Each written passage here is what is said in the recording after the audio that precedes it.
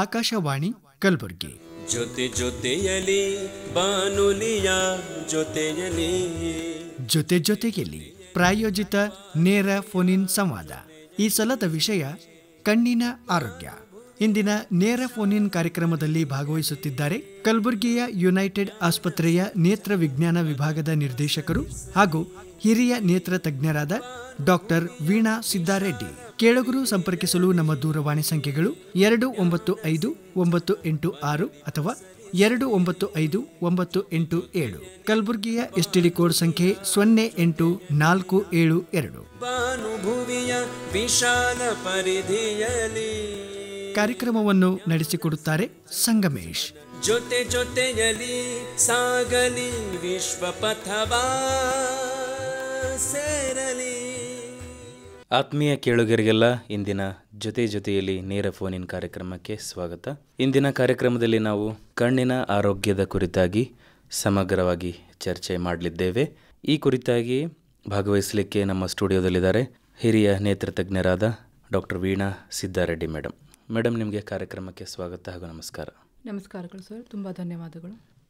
ಕೇಳುಗರೆ, ಇವತ್ತು ಚರ್ಚೆಯ ವಿಷಯ ಕಣ್ಣಿನ ಆರೋಗ್ಯ. ಆದರೆ ಆರಂಭದಲ್ಲಿ ಇತ್ತೀಚೆಗೆ ಯುನೈಟೆಡ್ ಆಸ್ಪತ್ರೆ 12 ವರ್ಷ ಅಮೋಘವಾಗಿ ಶುರುವಾಗಿ 12ನೇ ವಾರ್ಷಿಕೋತ್ಸವ ಆಚರಣೆ ಮಾಡಿಕೊಂಡಿದೆ. ಕಲ್ಯಾಣ ಕರ್ನಾಟಕ ಭಾಗದಲ್ಲಿ ಒಂದು ಪ್ರಮುಖ ಆಸ್ಪತ್ರೆ ಯುನೈಟೆಡ್ ಹಾಸ್ಪಿಟಲ್. ಮೇಡಮ್, ಈ ಸಂದರ್ಭದಲ್ಲಿ ತಾವು 12 ವರ್ಷ ಸುದೀರ್ಘದ ಪಯಣ ಸಾಧಿಸಿ ಮುಂದೆ ನುಗ್ಗುತ್ತಿದ್ದೀರಾ. ಈ 12 ವರ್ಷದ ಪಯಣದಲ್ಲಿ ನಿಮಗೆ ಎದುರಾದಂಥ ಸವಾಲುಗಳು, ಸಾಧನೆಗಳು ಏನೇನು ಮೇಡಮ್? ನಮ್ಮ ಆಸ್ಪತ್ರೆ ಆಕ್ಸಿಡೆಂಟ್ ಟ್ರಾಮಾ ಕೇರ್ ಆಗಿ ನಾವು ಪ್ರಾರಂಭವನ್ನು ಮಾಡಿದ್ವಿ. ಪ್ರಾರಂಭದಲ್ಲಿ ಆಸ್ಪತ್ರೆ ಬೆಡ್ ಸಂಖ್ಯೆ ಕೇವಲ 24 ಬೆಡ್ಡಿಂದ ನಾವು ಪ್ರಾರಂಭ ಮಾಡಿದ್ದು. ಈ ಭಾಗದಲ್ಲಿ ಆಕ್ಸಿಡೆಂಟ್ ಟ್ರಾಮಾ ಕೇರ್ನ ಕೊರತೆ ಆ ಟೈಮಲ್ಲಿ ನಮಗೆ ತುಂಬ ಅನ್ನಿಸ್ತು. ಡಾಕ್ಟರ್ ವಿಕ್ರಮ್ ಸಿದ್ದಾರೆಡ್ಡಿಯವರ ಕನಸಿನ ಕೂಸು ಈ ಆಸ್ಪತ್ರೆ. ಆಕ್ಸಿಡೆಂಟ್ ಟ್ರೋಮಾ ಆದಾಗ ಒಂದು ಸಮಗ್ರವಾಗಿ ಸಂಪೂರ್ಣ ಎಲ್ಲ ಡಿಪಾರ್ಟ್ಮೆಂಟಿನ ಡಾಕ್ಟರು ಒಂದೇ ಸೂರಿನಡಿ ಲಭ್ಯ ಇರೋದು ತುಂಬ ಇಂಪಾರ್ಟೆಂಟು, ಮತ್ತು ಸಮಯಕ್ಕೆ ಸರಿಯಾಗಿ ಟ್ರೀಟ್ಮೆಂಟ್ ಸಿಗೋದೂ ಕೂಡ ಅಷ್ಟೇ ಮುಖ್ಯ. ಹಾಗಾಗಿ ಈ ಒಂದು ಇದನ್ನು ನಾವು ಗಮನದಲ್ಲಿಟ್ಕೊಂಡು ಈ ಆಸ್ಪತ್ರೆಯನ್ನು ಆ ಟೈಮಲ್ಲಿ 2012ರಲ್ಲಿ ನಾವು ಸ್ಟಾರ್ಟ್ ಮಾಡಿದ್ವಿ. ಆಗ ಆಸ್ಪತ್ರೆಗೆ ತುಂಬ ರೆಸ್ಪಾನ್ಸ್ ತುಂಬ ಚೆನ್ನಾಗಿತ್ತು. ಎಲ್ಲ ರೀತಿಯ ಒಂದು ಶಸ್ತ್ರಚಿಕಿತ್ಸೆಗಳು ಆಸ್ಪತ್ರೆಯಲ್ಲಿ ಲಭ್ಯವಿರೋ ಥರ ನಾವು ಸೌಲಭ್ಯವನ್ನು ಒದಗಿಸಿಕೊಟ್ಟಿದ್ದೇವೆ. ಯಾಕೆಂದರೆ ಆಕ್ಸಿಡೆಂಟ್ ಆದಾಗ ವ್ಯಕ್ತಿಯ ಜೊತೆಗೆ ಯಾರೇ ಇರ್ಬೋದು ಅಥವಾ ಯಾರು ಇರದೇ ಇರ್ಬೋದು. ಆಗ ಅಂಥ ಸಂದರ್ಭದಲ್ಲಿ ನಾವು ಡಿಸಿಷನ್ ತೆಗೆದುಕೊಂಡು ಟ್ರೀಟ್ಮೆಂಟನ್ನು ಇಮಿಡಿಯೇಟಾಗಿ ಸ್ಟಾರ್ಟ್ ಮಾಡಬೇಕಾಗತ್ತೆ.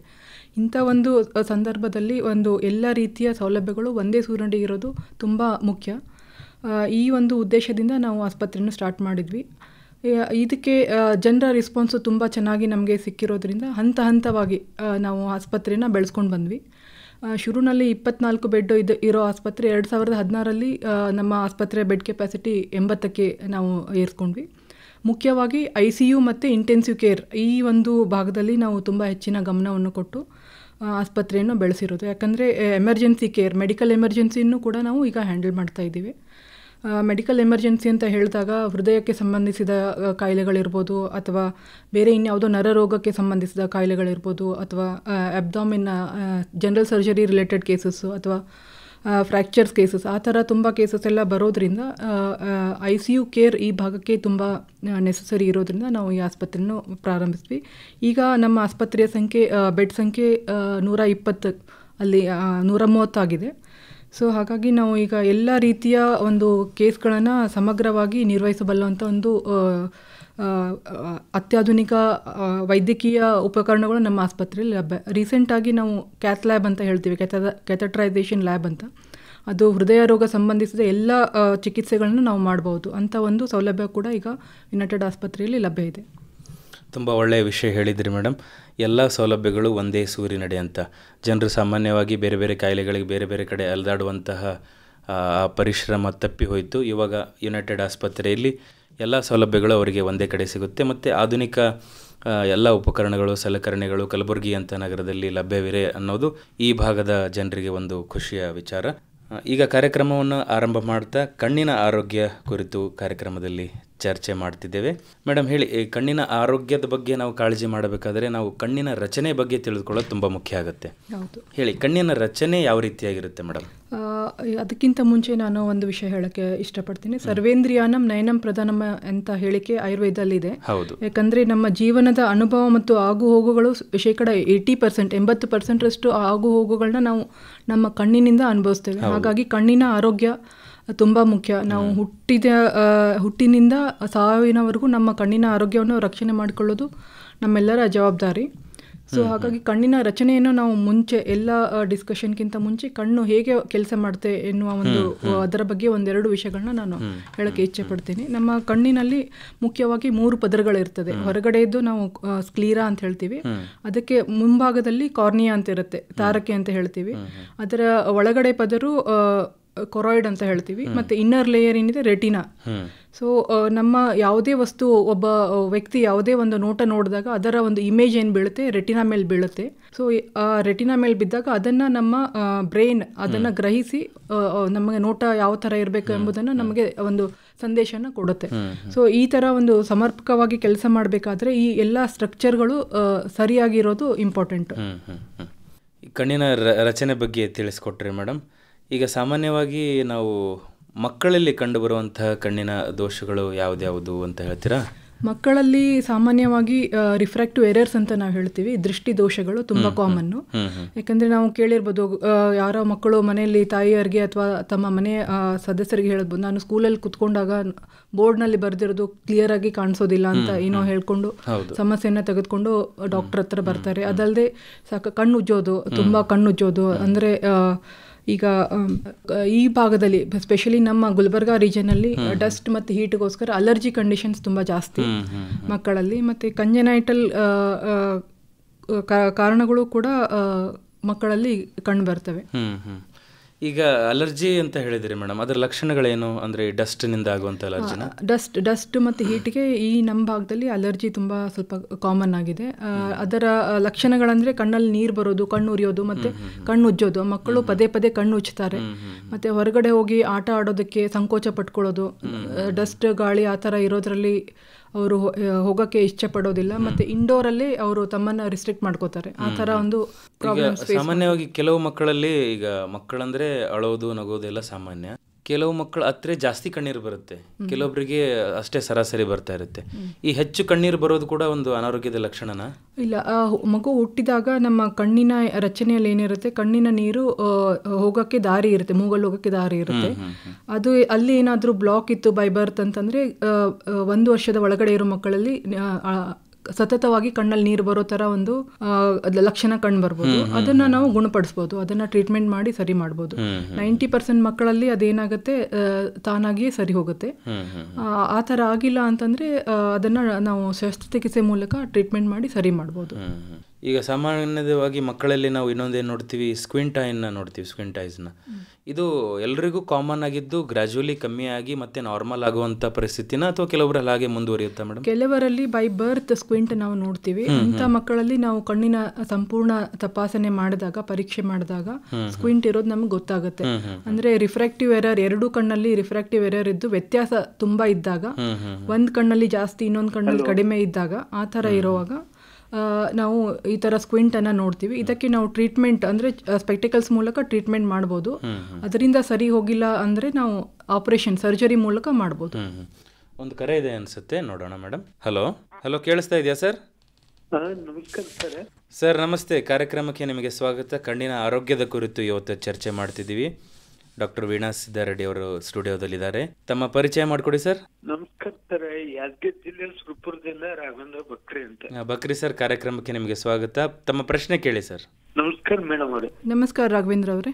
ಈಗ ನಂದೇ ವೈಯಕ್ತಿಕ ಕಣ್ಣಲ್ಲಿ ನೀರು ಮತ್ತು ಕಣ್ಣೆಲ್ಲ ಕೆಂಪಗಾಗ್ತಿದೆ, ರೀಸನ್ ಕೇಳ್ಬೋದು?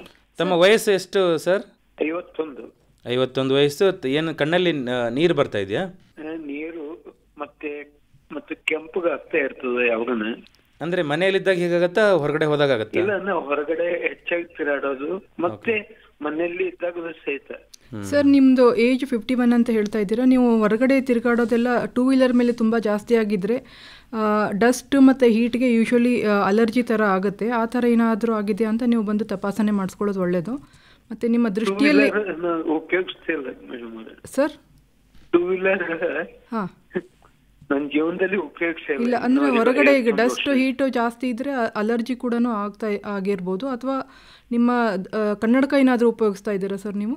ಎಲ್ಲ ನನ್ನ ಜೀವನದಲ್ಲಿ ಕನ್ನಡಕ ಕಂಪ್ಯೂಟರ್ ಯೂಶಲಿ ಮೊಬೈಲ್. ಅಲ್ಲ, ಕಣ್ಣಿನ ತಪಾಸಣೆ ಮಾಡಿಸ್ಕೊಂಡಿದ್ದೀರಾ ಸರ್ ಇತ್ತೀಚೆಗೆ ತಾವು?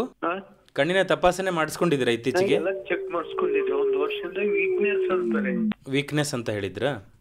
ನೀವು ಆಸ್ಪತ್ರೆಯಲ್ಲಿ ಬಂದು ಹೇಳಿದ್ರು ಸರ್ ಹಾಸ್ಪಿಟ್ಲಲ್ಲಿ ಬಂದು ಸಂಪೂರ್ಣ ತಪಾಸಣೆ ಮಾಡಿಸ್ಕೊಳ್ಳೋದು ಒಳ್ಳೆಯದು. ಯಾಕಂದರೆ ಏಜ್ 51 ಅಂತ ಹೇಳ್ತಾ ಇದ್ದೀರಾ. ಮತ್ತು ಕಣ್ಣಿನ ಕನ್ನಡಕ ಈಗ 40 ಆದಮೇಲೆ ಯೂಶ್ವಲಿ ಎಲ್ಲರಿಗೂ ರೀಡಿಂಗ್ ಚಶ್ಮಾ ಯೂಶ್ವಲಿ ಬರುತ್ತೆ. ಮತ್ತು ಕಂಪ್ಯೂಟರು ಅಥವಾ ಮೊಬೈಲ್ ತುಂಬ ಬಳಕೆಯಿಂದ ಕೂಡ ಆ ಥರ ಆಗುತ್ತೆ. ಸೊ ಯಾವ ಕಾರಣಕ್ಕೋಸ್ಕರ ಈ ಥರ ನಿಮಗೆ ತೊಂದರೆ ಆಗ್ತಿದೆ ಅಂತ ನಾವು ಆಸ್ಪತ್ರೆಯಲ್ಲಿ ಸಂಪೂರ್ಣ ತಪಾಸಣೆ ಮಾಡಿದಾಗ ನಿಮಗೆ ಸೂಕ್ತವಾದ ಸಲಹೆಯನ್ನು ಕೊಡ್ಬೋದು. ಅಲ್ಲಿವರೆಗೆ ಯಾವ್ದಾನ ಡ್ರಾಪ್ ಯಾವ್ದಾನ ನಾವು ಹಾಕೋಬಹುದಾ? ಅಲ್ಲ ಸರ್, ಅದು ನೀವು ಡಾಕ್ಟರ್ನ ಕನ್ಸಲ್ಟ್ ಮಾಡಿನೇ ನೀವು ಡ್ರಾಪ್ಸ್ ತಗೊಳ್ಳೋದು ಒಳ್ಳೇದು. ಸುಮ್ಮನೆ ಓವರ್ ದಿ ಕೌಂಟರ್ ತಗೊಳ್ಳೋದು ಸ್ವಲ್ಪ ಹಾನಿ ಆಗುತ್ತೆ. ಸಂಪರ್ಕ ಮಾಡಿ. ಹೌದು ಹೌದು ಸರ್, ಹೌದು. ಏನು ಬೈ ಚಾನ್ಸ್ ಆಪರೇಷನ್ ಮಾಡಬೇಕಾಗುತ್ತೆ? ಇಲ್ಲ ಸರ್, ಈಗ ಫೋನಿನಲ್ಲೇ ಆಪರೇಷನ್ ಅಥವಾ ಬೇರೆ ಬೇರೆ ಚಿಕಿತ್ಸಾ ಕ್ರಮ ಹೇಳೋದು ತುಂಬ ಕಷ್ಟ ಆಗುತ್ತೆ. ಲೈವ್ ಆಗಿ ತಾವು ಬಂದು ಡಾಕ್ಟರ್ನ ಕಂಡ್ರೇ ಅವರು ಸರಿಯಾದ ಪರಿಹಾರ ಹೇಳ್ಬೋದು ಅಂತ ನನಗನ್ಸುತ್ತೆ. ಯಾವ ಟೈಮಿಂಗ್ ಸಿಗ್ಬೋದು ಮೇಡಮ್ ಅವ್ರೆ? ಸರ್ ನಾವು ಬೆಳಗ್ಗೆ 10 ಗಂಟೆಯಿಂದ ಸಾಯಂಕಾಲ 5 ಗಂಟೆವರೆಗೂ ಆಸ್ಪತ್ರೆಯಲ್ಲಿ ಲಭ್ಯ ಇರ್ತೀವಿ ಸರ್. ಯುನೈಟೆಡ್ ಆಸ್ಪತ್ರೆ, ನೀವು ಯಾವಾಗೂ ಬರ್ಬೋದು. ತುಂಬ ಧನ್ಯವಾದಗಳು ಸರ್. ಕಾರ್ಯಕ್ರಮದ ಕೊನೆಯಲ್ಲಿ ಸಂಪರ್ಕ ಸಂಖ್ಯೆಯನ್ನು ಕೊಡ್ತೀವಿ. ತುಂಬ ಧನ್ಯವಾದಗಳು ಕರೆ ಮಾಡಿದ್ದಕ್ಕೆ. ಮೇಡಮ್, ಆಗಲೇ ನಾವು ಮಕ್ಕಳಲ್ಲಿ ಸ್ಕ್ವಿಂಟ್ ಐ ಬಗ್ಗೆ ಚರ್ಚೆ ಮಾಡ್ತಿದ್ವಿ. ಈಗ ಪಾಲಕರಿಗೆ ಒಂದು ಗೊಂದಲ ಇರುತ್ತೆ, ಯಾವ ವಯಸ್ಸಿನಲ್ಲಿ ನಾವು ಡಾಕ್ಟರ್ನ ಕಂಡ್ರೆ ಇದಕ್ಕೆ ಪರಿಹಾರ ಸಿಗುತ್ತೆ, ನಾವು ಆದಷ್ಟು ಬೇಗ ತೋರಿಸ್ಬೇಕಾ, ಡಿಲೇ ಮಾಡಿದ್ರೆ ಇದು ಜೀವನ ಪರ್ಯಂತ ಹಾಗೆ ಉಳಿಯುತ್ತಾ ಅನ್ನೋದೊಂದು ಅವರಿಗೆ ಅನುಮಾನ ಇರುತ್ತೆ. ಅವ್ರಿಗೆ ಏನು ಹೇಳಲಿಕ್ಕೆ ಇಷ್ಟಪಡ್ತೀರಾ? ಈಗ ಸ್ಕ್ವಿಂಟ್ ಅಂತ ಪಾಲಕರಲ್ಲಿ ಅವರು ಗಮನಿಸಿದಾಗ ಅವರು ಇಮಿಡಿಯೇಟ್ ಆಗಿ ತಕ್ಷಣವೇ ಕಣ್ಣಿನ ವೈದ್ಯರನ್ನು ಸಂಪರ್ಕಿಸೋದು ಒಳ್ಳೆಯದು. ಯಾಕಂದರೆ ಇದನ್ನು ಎಷ್ಟು ಬೇಗ ನಾವು ಟ್ರೀಟ್ಮೆಂಟ್ ಮಾಡ್ತೀವಿ ಅಷ್ಟು ಮಗುವಿನ ಬೆಳವಣಿಗೆಗೆ ಮತ್ತು ಕಣ್ಣಿನ ಆರೋಗ್ಯಕ್ಕೆ ಒಳ್ಳೆಯದು. ಯಾಕಂದರೆ ಸ್ಕ್ವಿಂಟ್ ಇದ್ದಾಗ ನಾವು ಟ್ರೀಟ್ಮೆಂಟ್ ಮಾಡದೇ ಹೋದರೆ ಅದು ಒಂದು ಕಣ್ಣು, ಯಾವ ಕಣ್ಣಲ್ಲಿ ಸ್ಕ್ವಿಂಟ್ ಇರುತ್ತೆ ಆ ಕಣ್ಣು ನಾವು ಲೇಸಿ ಕಣ್ಣು ಅಂತ ಹೇಳ್ತೀವಿ. ಆ ಕಣ್ಣು ಉಪಯೋಗ ಕಡಿಮೆ ಆಗಿ ಇನ್ನೊಂದು ಕಣ್ಣಿನ ಮೇಲೆ ತುಂಬ ಭಾರ ಬಿದ್ದು ಒಂದು ಕಣ್ಣು ಲೇಸಿ ಆಗುತ್ತೆ. ಅಂದರೆ ಅದರಲ್ಲಿರೋ ದೃಷ್ಟಿ ಕಡಿಮೆ ಆಗುತ್ತೆ. ಸೊ ಹಾಗಾಗಿ ಎರಡು ಕಣ್ಣು ಬ್ಯಾಲೆನ್ಸ್ ಮಾಡಬೇಕಂದ್ರೆ ನಾವು ಇಮಿಡಿಯೇಟ್ ಟ್ರೀಟ್ಮೆಂಟ್ ಮಾಡಬೇಕಾಗುತ್ತೆ. ಮೊದಲ ಹಂತದಲ್ಲಿನೇ ನಾವು ಆಪರೇಷನ್ ಸಜೆಷನ್ ಮಾಡೋದಿಲ್ಲ. ಸೊ ಸ್ಕ್ವಿಂಟ್ ಕರೆಕ್ಷನ್ಗೆ ಮೊದಲು ನಾವು ರಿಫ್ರಾಕ್ಟಿವ್ ಎರರ್ ಏನಿದೆ ಮಗುವಿಗೆ ಅದನ್ನು ನಾವು ತಪಾಸಣೆ ಮಾಡಿ ಸೂಕ್ತವಾದ ಕನ್ನಡಕವನ್ನು ಕೊಟ್ಟು ನಾವು ವೇಟ್ ಮಾಡಿ ನೋಡಬೇಕಾಗತ್ತೆ. ಅದರಿಂದ ಕರೆಕ್ಷನ್ ಆದರೆ ಯಾವುದೇ ತೊಂದರೆ ಇಲ್ಲ. ಅದರಿಂದನೂ ಕೂಡ ಕರೆಕ್ಷನ್ ಆಗಿಲ್ಲ ಅಂತಂದರೆ ನಾವು ನೆಕ್ಸ್ಟ್ ಆಪರೇಷನ್ನ ಸಲಹೆ ಮಾಡ್ತೀವಿ. ಚರ್ಚೆ ಮುಂದುವರಿಸೋಣ ಮೇಡಮ್. ಇನ್ನೊಂದು ಕರೆ ಇದೆ. ಹಲೋ. ಹಲೋ, ನಮಸ್ಕಾರ ಸರ್. ಸರ್ ನಮಸ್ತೆ. ಜೊತೆಯಲ್ಲಿ ಕಾರ್ಯಕ್ರಮಕ್ಕೆ ನಿಮಗೆ ಸ್ವಾಗತ. ಕಣ್ಣಿನ ಆರೋಗ್ಯದ ಬಗ್ಗೆ ಕಾರ್ಯಕ್ರಮ ನಡೀತಾ ಇದೆ. ತಮ್ಮ ಪರಿಚಯ ಮಾಡಿಕೊಡಿ. ನಾ ಸುಭಾಷ್ ಪೂಜಾರಿ ಸರ್, ಇಲ್ಲಿ ಬ್ರಹ್ಮಪುರದಿಂದ ಮಾತಾಡ್ತಾ ಇದ್ದೀನಿ ಸರ್. ಸುಭಾಷ್ ಪೂಜಾರಿ ಅವರು ಬ್ರಹ್ಮಪುರದಿಂದ ಕರೆ ಮಾಡಿದ್ದಾರೆ. ಸರ್ ತಮ್ಮ ವಯಸ್ಸೆಷ್ಟು? 54 ಸರ್. 54. ಡಾಕ್ಟರ್ ಇದ್ದಾರೆ ಸರ್, ಡಾಕ್ಟರ್ ವೀಣಾ ಮೇಡಮ್ ಇದ್ದಾರೆ. ತಮ್ಮ ಪ್ರಶ್ನೆ ಕೇಳಿ. ನಮಸ್ಕಾರ ಮೇಡಮ್. ನಮಸ್ಕಾರ ಸರ್. ನಮಸ್ಕಾರ ಮೇಡಮ್. ನಮ್ದು ಆಪರೇಷನ್ ಆಗಿ ನಂದು ರಿಟರ್ನ್ ಕಟ್ರಿ ಮೇಡಮ್. ಏನು ಆಪರೇಷನ್ ಆಗಿದೆ ಸರ್ ನಿಮ್ಮದು? ನಮ್ದು ರಿಟರ್ನ್ ಕಟ್ ಆಗಿತ್ತು ಮೇಡಮ್. Retina operation. ಓಕೆ. ಆಗಿತ್ತು ಮೇಡಮ್. ಹಾಲಿ ಬ್ಲ್ಯಾಂಡ್ ಇದ್ದೀನ್ರಿ ನಾ. ಆದ್ರೂ ನನಗೊಂದು ಕಣ್ಣಾಗ ಪಿಚ್ಚು ನೀರು ಕಂಟಿನ್ಯೂ ಬರ್ತದ್ರಿ. ನಾ ಒಂದು ಫೋನಾಗ ತೋರಿಸಿದ್ರಿ. ಓಕೆ. ಏನಂತಾರಿ, ಇದು ಕಣ್ಣು ಖರಾಬ್ ಆಗಿದೆ, ತೆಗೆದು ಏನ್ ಮತ್ತೊಂದು ಕಣ್ಣ ಡುಪ್ಲಿಕೇಟ್ ಹಿಂಗೆ ಹಾಕ್ತಾರಂತಲ್ಲ ಮೇಡಮ್. ಈಗ ಸೌಲಭ್ಯ ಇದೆ ಮೇಡಮ್ ನಮ್ಮಲ್ಲಿ ಆ ಸೌಲಭ್ಯ ಇಲ್ಲ ಸರ್. ಜನರಲ್ ಚೆಕಪ್ ಎಲ್ಲ ಆಗುತ್ತೆ. ರೆಟಿನಾದ ಸೌಲಭ್ಯ ನಮ್ಮ ಆಸ್ಪತ್ರೆ ಇಲ್ಲ. ಯಾಕಂದ್ರೆ ನಮ್ದು ಜನರಲ್ ಆಸ್ಪತ್ರೆ ಇರೋದ್ರಿಂದ ಇಲ್ಲ ಮೇಡಮ್. ನಮ್ದು ಕಣ್ಣು ಖರಾಬ್ ಆಗಿದೆ, ಅದು ತೆಗೆದು ಏನೋ ಡುಪ್ಲಿಕೇಟ್ ಕಣ್ಣು ಸುಮ್ಮನೆ ಅದೇ ಸರ್, ಅದು ಯಾವ ಥರ ನಿಮಗೆ ಪ್ರಾಬ್ಲಮ್ ಆಗಿದೆ, ಮುಂಚೆ ಏನು ಆಪರೇಷನ್ ಮಾಡಿದಾರೆ ಅದನ್ನು ನೋಡಿಕೊಂಡು ನಾವು ಮುಂದಿನ ಕ್ರಮವನ್ನು ನಾವು ತಗೋಬೇಕಾಗುತ್ತೆ. ಹಾಗಾಗಿ ನೀವು ಆಸ್ಪತ್ರೆಗೆ ಬಂದು ಒಂದ್ಸರಿ ವಿಚಾರಣೆ ಮಾಡಿದರೆ ಸೂಕ್ತ ಸಲಹೆಯನ್ನು ನಾವು ಕೊಡ್ಬೋದು. ಧನ್ಯವಾದಗಳು ಸುಭಾಷ್ ಸರ್ ಕರೆ ಮಾಡಿದ್ದಕ್ಕೆ. ಚರ್ಚೆ ಮುಂದುವರಿಸ್ತಾ ಈಗ ಮಕ್ಕಳಲ್ಲಿ ಸಮಸ್ಯೆಗಳು ಬಗ್ಗೆ ಚರ್ಚೆ ಮಾಡ್ತಿದ್ದೀವಿ ಮೇಡಮ್.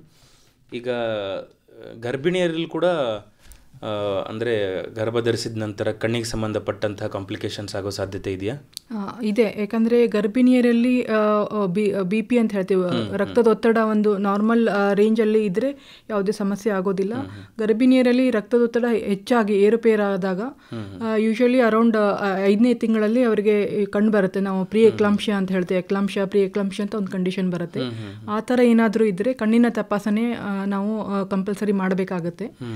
ಅಂಥ ಸಂದರ್ಭದಲ್ಲಿ ಕಣ್ಣಿನ ನರದಲ್ಲಿ ಊತ ಬಂದು ಅಥವಾ ಅದರಲ್ಲಿ ಅಂದರೆ ಅವರಿಗೆ ಯಾವ ಥರ ಸಿಂಪ್ಟಮ್ಸ್ ಅನುಭವ ಆಗ್ತಾ ಇರುತ್ತೆ ಆ ಸಂದರ್ಭದಲ್ಲಿ ಪ್ರಾರಂಭಿಕ ಹಂತದಲ್ಲಿ ಯಾವುದೇ ಒಂದು ಕಣ್ಣಿನ ಸಿಂಪ್ಟಮ್ಸ್ ಇರೋದಿಲ್ಲ. ಬಟ್ ಬಿ ಪಿ ಹೆಚ್ಚಾದಾಗ ಕಣ್ಣಿನಲ್ಲಿ ದೃಷ್ಟಿ ಮಂದ ಕಾಣಿಸ್ಬೋದು, ಅಥವಾ ಅವರಿಗೆ ನೋಡ್ತಾನೆ ಪೇಪರಲ್ಲಿರೋ ಅಕ್ಷರ ಸ್ವಲ್ಪ ಬ್ಲರ್ ಆಗಿ ಮಂಜಾಗುತ್ತೆ.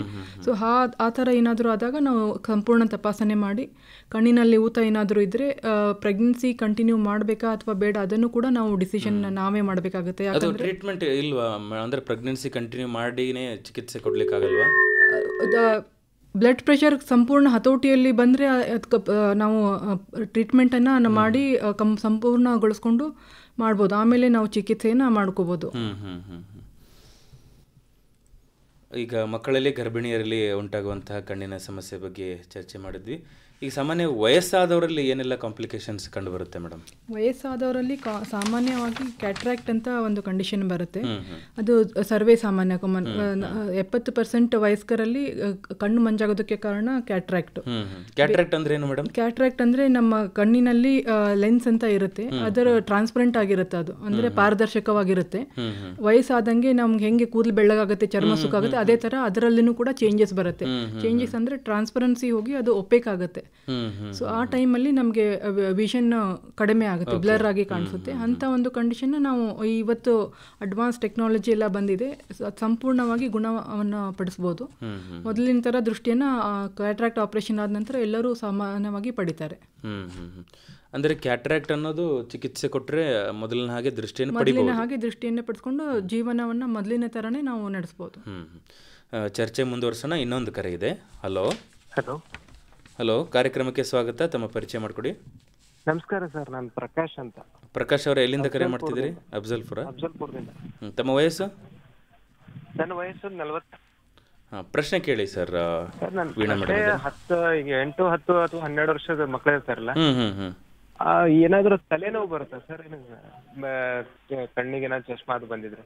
ಕಣ್ಣಿನಿಂದ ತಲೆಗೆ ಏನಾದರೂ ನೋವು ಉಂಟಾಗೋದು, ಅಥವಾ ಕೆಲವೊಬ್ರು ನಾವು ಕೇಳ್ತೀವಲ್ಲ, ಸ್ಪೆಕ್ಸ್ ಯಾಕೆ ಹಾಕಿದ್ದೀಯಪ್ಪ ಅಂದ್ರೆ ತಲೆನೋವು ಸಲುವಾಗಿ ಹಾಕಿದ್ದೀನಿ ಅಂತಾರೆ, ಅದು ಏನು ಮೇಡಮ್? ಅದು ಹೌದು ಸರ್, ಅದು ಒಂದು ಕಾರಣ ಇದ್ದಿರ್ಬೋದು. ತಲೆನೋವಿಗೆ 108 ಬೇರೆ ಎಲ್ಲ ಕಾರಣಗಳಿರುತ್ತೆ, ಕಣ್ಣಿನ ಸಮಸ್ಯೆ ಒಂದೇ ಅಲ್ಲ. ಕಣ್ಣಿನ ನಾವು ಮಾತಾಡುವಾಗ ದೃಷ್ಟಿದೋಷ ಇದೆ ಮಗುಗೆ, ಅದು ಆ ಒಂದು ದೃಷ್ಟಿದೋಷವನ್ನು ನಾವು ಕರೆಕ್ಷನ್ ಮಾಡಿಲ್ಲ, ಅದೇ ಹಾಗೆ ಬಿಟ್ಟಿದ್ದೀವಿ. ಕಣ್ಣಿನ ಒಂದು ರಚನೆ ಮತ್ತು ಇದಕ್ಕೆ ನಾವು ಸಂಪೂರ್ಣವಾಗಿ ನಾರ್ಮಲ್ ಒಂದು ಇಮೇಜ್ ಕಾಣಿಸ್ಬೇಕಂದ್ರೆ ರಿಫ್ರಾಕ್ಟಿವ್ ಎರರ್ ಮಗುಗಿತ್ತಂದ್ರೆ ಅದನ್ನು ನಾವು ಕರೆಕ್ಷನ್ ಮಾಡಬೇಕಾಗತ್ತೆ. ಸೊ ಕರೆಕ್ಷನ್ ಮಾಡದೆ ಹಾಗೇನೆ ಬಿಟ್ಟಾಗ ಆ ಥರ ಸಮಸ್ಯೆಗಳು ಮಕ್ಕಳಲ್ಲಿ ಕಂಡು ಬರುತ್ತೆ. ದೃಷ್ಟಿ ಮಂಜಾಗೋದು, ಮತ್ತು ತಲೆನೋವು ಆಗೋದು, ಕಣ್ಣು ನೋವು ಬರೋದು. ಸೊ ಇಂಥ ಏನು ಸಮಸ್ಯೆ ಇದ್ದಾಗ ನಾವು ತಪಾಸಣೆ ಮಾಡಿದಾಗ ಮಕ್ಕಳಲ್ಲಿ ಕಣ್ಣಿನ ಪ್ರಾಬ್ಲಮ್ಸ್ ಏನಾದರೂ ಇದೆಯಾ ಅಂತ ನಾವು ಕಂಡುಕೊಂಡಾಗ ತಕ್ಷಣ ನಾವು ಅದನ್ನು ಟ್ರೀಟ್ಮೆಂಟ್ ಮಾಡಬೇಕಾಗತ್ತೆ. ಕನ್ನಡಕ ಕೊಟ್ಟಾಗ ಆ ಒಂದು ಹೆಡ್ಡೇಕ್ ಅಥವಾ ತಲೆನೋವು ಏನು ಮಕ್ಕಳು ಕಂಪ್ಲೇಂಟ್ ಮಾಡ್ತಾರೆ, ಕ್ರಮೇಣವಾಗಿ ಅದು ಕಡಿಮೆ ಆಗುತ್ತೆ. ಅಲ್ಲ ಮೇಡಮ್, ಅದು ಹೆಡ್ಡೇಕ್ ಬರುತ್ತಲ್ಲ, ಈ ಕಣ್ಣಿನ ಏನು ಸಮಸ್ಯೆ ಅನ್ಸಲ್ಲ, ಬರೀ ಅದ್ರ ಬಗ್ಗೆ ನಾವು ಟ್ಯಾಬ್ಲೆಟ್ ಕೊಡ್ತೀವಿ, ಹೆಂಗ್ ನಾವು ಗೋರ್ತಿಡ್ಬೇಕು? ಅದು ತಪಾಸಣೆ ಮಾಡಿಸ್ಬೇಕಾಗತ್ತೆ. ನೀವು ನೀವು ಮಗುವಿನ ಜನರಲ್ ಚೆಕಪ್ ಮಾಡಿಸಿದಾಗ ಚಿಕ್ಕ ಮಕ್ಕಳ ತಜ್ಞರಲ್ಲಿ ತಲೆನೋವಿಗೆ ಟ್ರೀಟ್ಮೆಂಟ್ ಕೊಡಿಸಿದಾಗ ಆವಾಗೂ ಕೂಡ ಕಡಿಮೆ ಆಗಿಲ್ಲ ಅಂದಾಗ ನೀವು ಕಣ್ಣಿನ ತಜ್ಞರನ್ನ ಸಂಪರ್ಕಿಸಿ ಒಂದು ಡೀಟೇಲ್ ಕಣ್ಣಿನ ಚೆಕಪ್ ಮಾಡಿಸ್ಬೇಕಾಗತ್ತೆ. ಒಂದು 2-3 ವರ್ಷ ಹೀಗೆ ಆದ್ರೆ ಏನಾದ್ರು ಸಮಸ್ಯೆ ಆಗ್ಬೋದಾ? 2-3 ವರ್ಷದವರೆಗೂ ದಯವಿಟ್ಟು ಕಾಯ್ಬೇಡಿ, ಆದಷ್ಟು ಬೇಗ. ತಲೆನೋವು ಅಂತ ಮಗು ಕಂಪ್ಲೇಂಟ್ ಮಾಡುವಾಗ 2-3 ವರ್ಷ ವೇಟ್ ಮಾಡೋದು ಇದು ಉಚಿತ ಅಲ್ಲ, ಅದು ಮೇಡಮ್. ಪ್ರಶ್ನೆ, ಕೆಲವೊಬ್ರಿಗೆ ಗೊತ್ತಾಗಲ್ಲ, ಅದಕ್ಕೆ ಕಾಯ್ತಾ ಇರ್ತಾರೆ, ಬೇರೆ ಪೇನ್ ಕಿಲ್ಲರ್ ತಗೊಂಡು. ಆ ಥರ ಏನು ತೊಂದರೆ ಏನು ಆಗೋದಿಲ್ಲ, ಬಟ್ ಬೇಗ ಮಾಡಿದರೆ ಕಣ್ಣಿನ ಯಾಕಂದರೆ ಮಕ್ಕಳು ಬೆಳೀತಾ ಇರ್ತಾರೆ, ಕಣ್ಣಿನ ಒಂದು ಆರೋಗ್ಯ ಮತ್ತು ಕಣ್ಣಿನ ಒಂದು ಸಂಪೂರ್ಣ ರಚನೆ ಪೂರ್ಣಗೊಳ್ಳೋಕ್ಕಿಂತ ಮುಂಚೆನೇ ನಾವು ಟ್ರೀಟ್ಮೆಂಟ್ ಮಾಡಿದರೆ ಜೀವನ ಪೂರ್ತಿ ಅವರ ಕಣ್ಣಿನ ಆರೋಗ್ಯವನ್ನು ನಾವು ಕಾಪಾಡ್ಕೊಂಡು ಹೋಗ್ಬೋದು. ಡಿಲೇ ಆಯಿತು. ಏನಾದರೂ ಬದಲಾವಣೆ ಮಾಡ್ಕೋಬೇಕಾ ಮೇಡಮ್? ಆಹಾರ ಕ್ರಮ ಅಂತಂದರೆ ನೀವು ಒಂದು ಪೌಷ್ಟಿಕ ಆಹಾರವನ್ನು ತಗೋಬೇಕು. ವಿಟಮಿನ್ ಎ ರಿಚ್ ಫುಡ್ಸ್ ಅಂತ ನಾವು ಹೇಳ್ತೀವಿ ಕಣ್ಣಿನ ಆರೋಗ್ಯಕ್ಕೆ. ವಿಟಮಿನ್ ಎ ರಿಚ್ ಫುಡ್ಸ್ ಅಂದರೆ ಹಳದಿ ಬಣ್ಣದ ಹಣ್ಣು ಮತ್ತು ತರಕಾರಿಗಳು. ಈಗ ಮಾವಿನ ಹಣ್ಣು, ಪಪ್ಪಾಯ ಹಣ್ಣು, ಮತ್ತು ತರಕಾರಿಯಲ್ಲಿ ಕ್ಯಾರೆಟ್ ಮತ್ತು ಕುಂಬಳಕಾಯಿ ಅಂದ್ಕೊಳ್ಳಿ, ಹಸಿ ತಪ್ಪಲ ಪಲ್ಯ, ಇವೆಲ್ಲ ವಿಟಮಿನ್ ಎ ರಿಚ್ ಫುಡ್ಸು. ಇದನ್ನು ನೀವು ದಿನನಿತ್ಯ ಜೀವನದಲ್ಲಿ ನಿಮ್ಮ ಆಹಾರದಲ್ಲಿ ಅಳವಡಿಸ್ಕೊಂಡ್ರೆ ಕಣ್ಣಿನ ಸಮಸ್ಯೆಗಳು ಸ್ವಲ್ಪ ಮಟ್ಟಿಗೆ ಕಡಿಮೆ ಆಗ್ಬೋದು. ಓಕೆ, ಧನ್ಯವಾದ. ತುಂಬ ಧನ್ಯವಾದಗಳು ಪ್ರಕಾಶ್ ಅವರೇ. ಚರ್ಚೆ ಮುಂದುವರಿಸೋಣ ಮೇಡಮ್. ಈಗ ಇನ್ನೊಂದು ಇತ್ತೀಚಿನ ದಿನಗಳಲ್ಲಿ ಎಲ್ಲ ಪಾಲಕರಿಗೆ ಕಾಡುವಂತಹ ಒಂದು ಮಹಾ ಸಮಸ್ಯೆ ಅಂದರೆ ಮಕ್ಕಳು ಜಾಸ್ತಿ ಮೊಬೈಲನ್ನು ಯೂಸ್ ಮಾಡ್ತಿದ್ದಾರೆ, ಅವರ ಸ್ಕ್ರೀನ್ ಟೈಮ್ ಜಾಸ್ತಿ ಆಗುತ್ತೆ ಅಂತ ಎಲ್ಲ ಪಾಲಕರಲ್ಲೂ ಇದು ಒಂದು ಸಮಸ್ಯೆ ಇದ್ದೇ ಇದೆ. ಈ ನಿಟ್ಟಿನಲ್ಲಿ ಈ ಮೊಬೈಲ್ ಯೂಸೇಜಿಂದ ಕಣ್ಣಿಗೆ ಯಾವ ರೀತಿ ಹಾನಿಯಾಗುತ್ತೆ? ಮೊಬೈಲ್ ಆಗಿರ್ಬೋದು, ಅದು ಟಿ ವಿ ಆಗಿರ್ಬೋದು, ಮಕ್ಕಳನ್ನು ಈ ಎರಡರಿಂದ ದೂರ ಇಡೋದು ಅಥವಾ ಬ್ಯಾಲೆನ್ಸ್ ಲೈಫ್ ಹೇಗೆ ಮಾಡೋದು ಮೇಡಮ್? ತುಂಬ ಒಳ್ಳೆಯ ಪ್ರಶ್ನೆ ಸರ್. ಏಕೆಂದರೆ ಇತ್ತೀಚಿನ ದಿನಗಳೇ ಅದು ಕೋವಿಡ್ ಬಂದಾದ್ಮೇಲೆ ಮಕ್ಕಳಲ್ಲಿ ಗ್ಯಾಜೆಟ್ ಒಂದು ಅಡಿಕ್ಷನ್ ಏನಾಗಿದೆ ತುಂಬ ಹೆಚ್ಚಾಗಿದೆ. ಮಕ್ಕಳಲ್ಲೂ ಕೂಡ ಆಗಿದೆ ಮತ್ತು ದೊಡ್ಡವರಲ್ಲೂ ಕೂಡ ಆಗಿದೆ. ಸೊ ಇದಕ್ಕೆ ಸೂಕ್ತ ಪರಿಹಾರ ಅಂದರೆ ಮೊದಲು ಪಾಲಕರು ತಮ್ಮ ಯೂಸೇಜನ್ನು ಕಡಿಮೆ ಮಾಡಬೇಕು. ಸೊ ನಾವು ಮೊದಲು ಲೀಡ್ ಮಾಡಿ ತೋರಿಸ್ಬೇಕು ಆ ಥರ. ಮಕ್ಕಳು ಸಾಮಾನ್ಯವಾಗಿ ಬೇರೆಯವರನ್ನ ಅನುಕರಣೆ ಮಾಡೋದು ಜಾಸ್ತಿ. ಸೊ ಹಾಗಾಗಿ ನಾವು ಅನುಕರಣೆ ಮಾಡ್ಕೋಬೇಕು. ನಾವು ನಮ್ಮ ಜೀವನ ಶೈಲಿಯಲ್ಲಿ ಮೊಬೈಲ್ ಬದಲಾವಣೆ ಮಾಡ್ಕೊಳ್ಬೇಕು. ಅದರೊಟ್ಟಿಗೆ ಮಕ್ಕಳಲ್ಲಿ ಏನೇನು ಪ್ರಾಬ್ಲಮ್ ಆಗ್ಬೋದು ಅಂದರೆ, ಈಗಾಗಲೇ ಕನ್ನಡಕ ಯೂಸ್ ಮಾಡ್ತಾ ಇದ್ರೆ ಅಂಥವರ ಒಂದು ಕನ್ನಡಕದ ಪವರ್ ಏನು ಹೇಳ್ತೀವಿ ಅದು ಹೆಚ್ಚಿಗೆ ಆಗ್ತಾ ಹೋಗ್ಬೋದು. ಯಾಕಂದರೆ ನಿರಂತರವಾಗಿ ಒಂದು ನಿಯರ್ ವಿಷನ್ ಏನವರು ಇದು ಮಾಡ್ತಾರೆ, ಮೊಬೈಲ್ ನೋಡ್ತಾರೆ, ಅಂಥ ಮಕ್ಕಳಲ್ಲಿ ಈಗ ನಂಬರ್ ಈಗ -2 ಇದ್ದರೆ ಅದು -2.5, -3 ಹಂಗೆ ಹೆಚ್ಚಿಗೆ ಆಗ್ತಾ ಹೋಗೋ ಒಂದು ಸಾಧ್ಯತೆ ಇರುತ್ತೆ. ಸೊ ಹಾಗಾಗಿ ಅದನ್ನು ರಿಸ್ಟ್ರಿಕ್ಟ್ ಮಾಡಬೇಕು. ಏನೋ ಕೆಲಸಕ್ಕೆ ನಿರಂತರವಾಗಿ ಯೂಸ್ ಮಾಡ್ದೇನೆ ಯಾವ ಕಾರಣಕ್ಕೆ ಮೊಬೈಲ್, ಈಗ ಸ್ಕೂಲಿಂದ ಏನೋ ಮೆಸೇಜ್ ಬಂದಿರುತ್ತೆ ಅಷ್ಟಕ್ಕೆ ಸೀಮಿತವಾಗಿ ಇಡಬೇಕು. ಮತ್ತು ವಿಡಿಯೋ ಗೇಮ್ಸನ್ನು ಆದಷ್ಟು ಮಟ್ಟಿಗೆ ರಿಸ್ಟ್ರಿಕ್ಟ್ ಮಾಡಬೇಕು. ಔಟ್ಡೋರ್ ಆ್ಯಕ್ಟಿವಿಟೀಸ್ ತುಂಬ ಕಡಿಮೆ ಆಗಿದೆ ಮಕ್ಕಳಲ್ಲಿ, ಅದನ್ನು ನಾವು ಪ್ರೋತ್ಸಾಹಿಸಬೇಕು. ಇಂಡೋರ್ ಗೇಮ್ಸು, ಚೆಸ್ಸು, ಕ್ಯಾರಮ್ ಈ ಥರ ಆಟಗಳನ್ನು ನಾವು ಪ್ರೋತ್ಸಾಹಿಸಬೇಕು ಮಕ್ಕಳಲ್ಲಿ. ಸೊ ಈಗ ಆಗಲೇ ನೀವು ಹೇಳ್ತಾ ಇದ್ದೀರಿ ಮೇಡಮ್ ಕ್ಯಾಟ್ರಾಕ್ಟ್ ಬಗ್ಗೆ. ಈಗ ಮತ್ತೆ ಕಣ್ಣಿನ ಸಮಸ್ಯೆಗಳ ಬಗ್ಗೆ ಮಾತಾಡೋದ್ರೆ, ಕ್ಯಾಟ್ರಾಕ್ಟ್ ಬಗ್ಗೆ ತಾವು ಹೇಳಿದ್ರಿ, ಅದನ್ನು ನಾವು ಚಿಕಿತ್ಸೆ ಸರಿಯಾದ ಸಮಯದಲ್ಲಿ ಕೊಟ್ಟರೆ ಮೊದಲಿನ ಹಾಗೆ ದೃಷ್ಟಿಯನ್ನು ಪಡಿಬಹುದು ಅಂತ. ಈ ಕ್ಯಾಟ್ರಾಕ್ಟ್ ಬಿಟ್ಟು ಬೇರೆ ಏನೆಲ್ಲ ಸಮಸ್ಯೆಗಳು ಕಾಡಬಹುದು ಮೇಡಮ್ ಮಧ್ಯವಯಸ್ಕರಲ್ಲಿ? ಮಧ್ಯವಯಸ್ಕರಲ್ಲಿ ಈಗಾಗಲೇ ಹೇಳಿದ ಹಾಗೆ ಕಂಪ್ಯೂಟರ್, ಮೊಬೈಲ್ ರಿಲೇಟೆಡ್ ತುಂಬ ಈಗ ಇತ್ತೀಚಿನ ದಿನಗಳಲ್ಲಿ ಹೆಚ್ಚಿನ ಸಂಖ್ಯೆಯಲ್ಲಿ ವಯಸ್ಕರಲ್ಲಿ ಈ ಸಮಸ್ಯೆಗಳು ಕಂಡುಬರ್ತಾ ಇದೆ.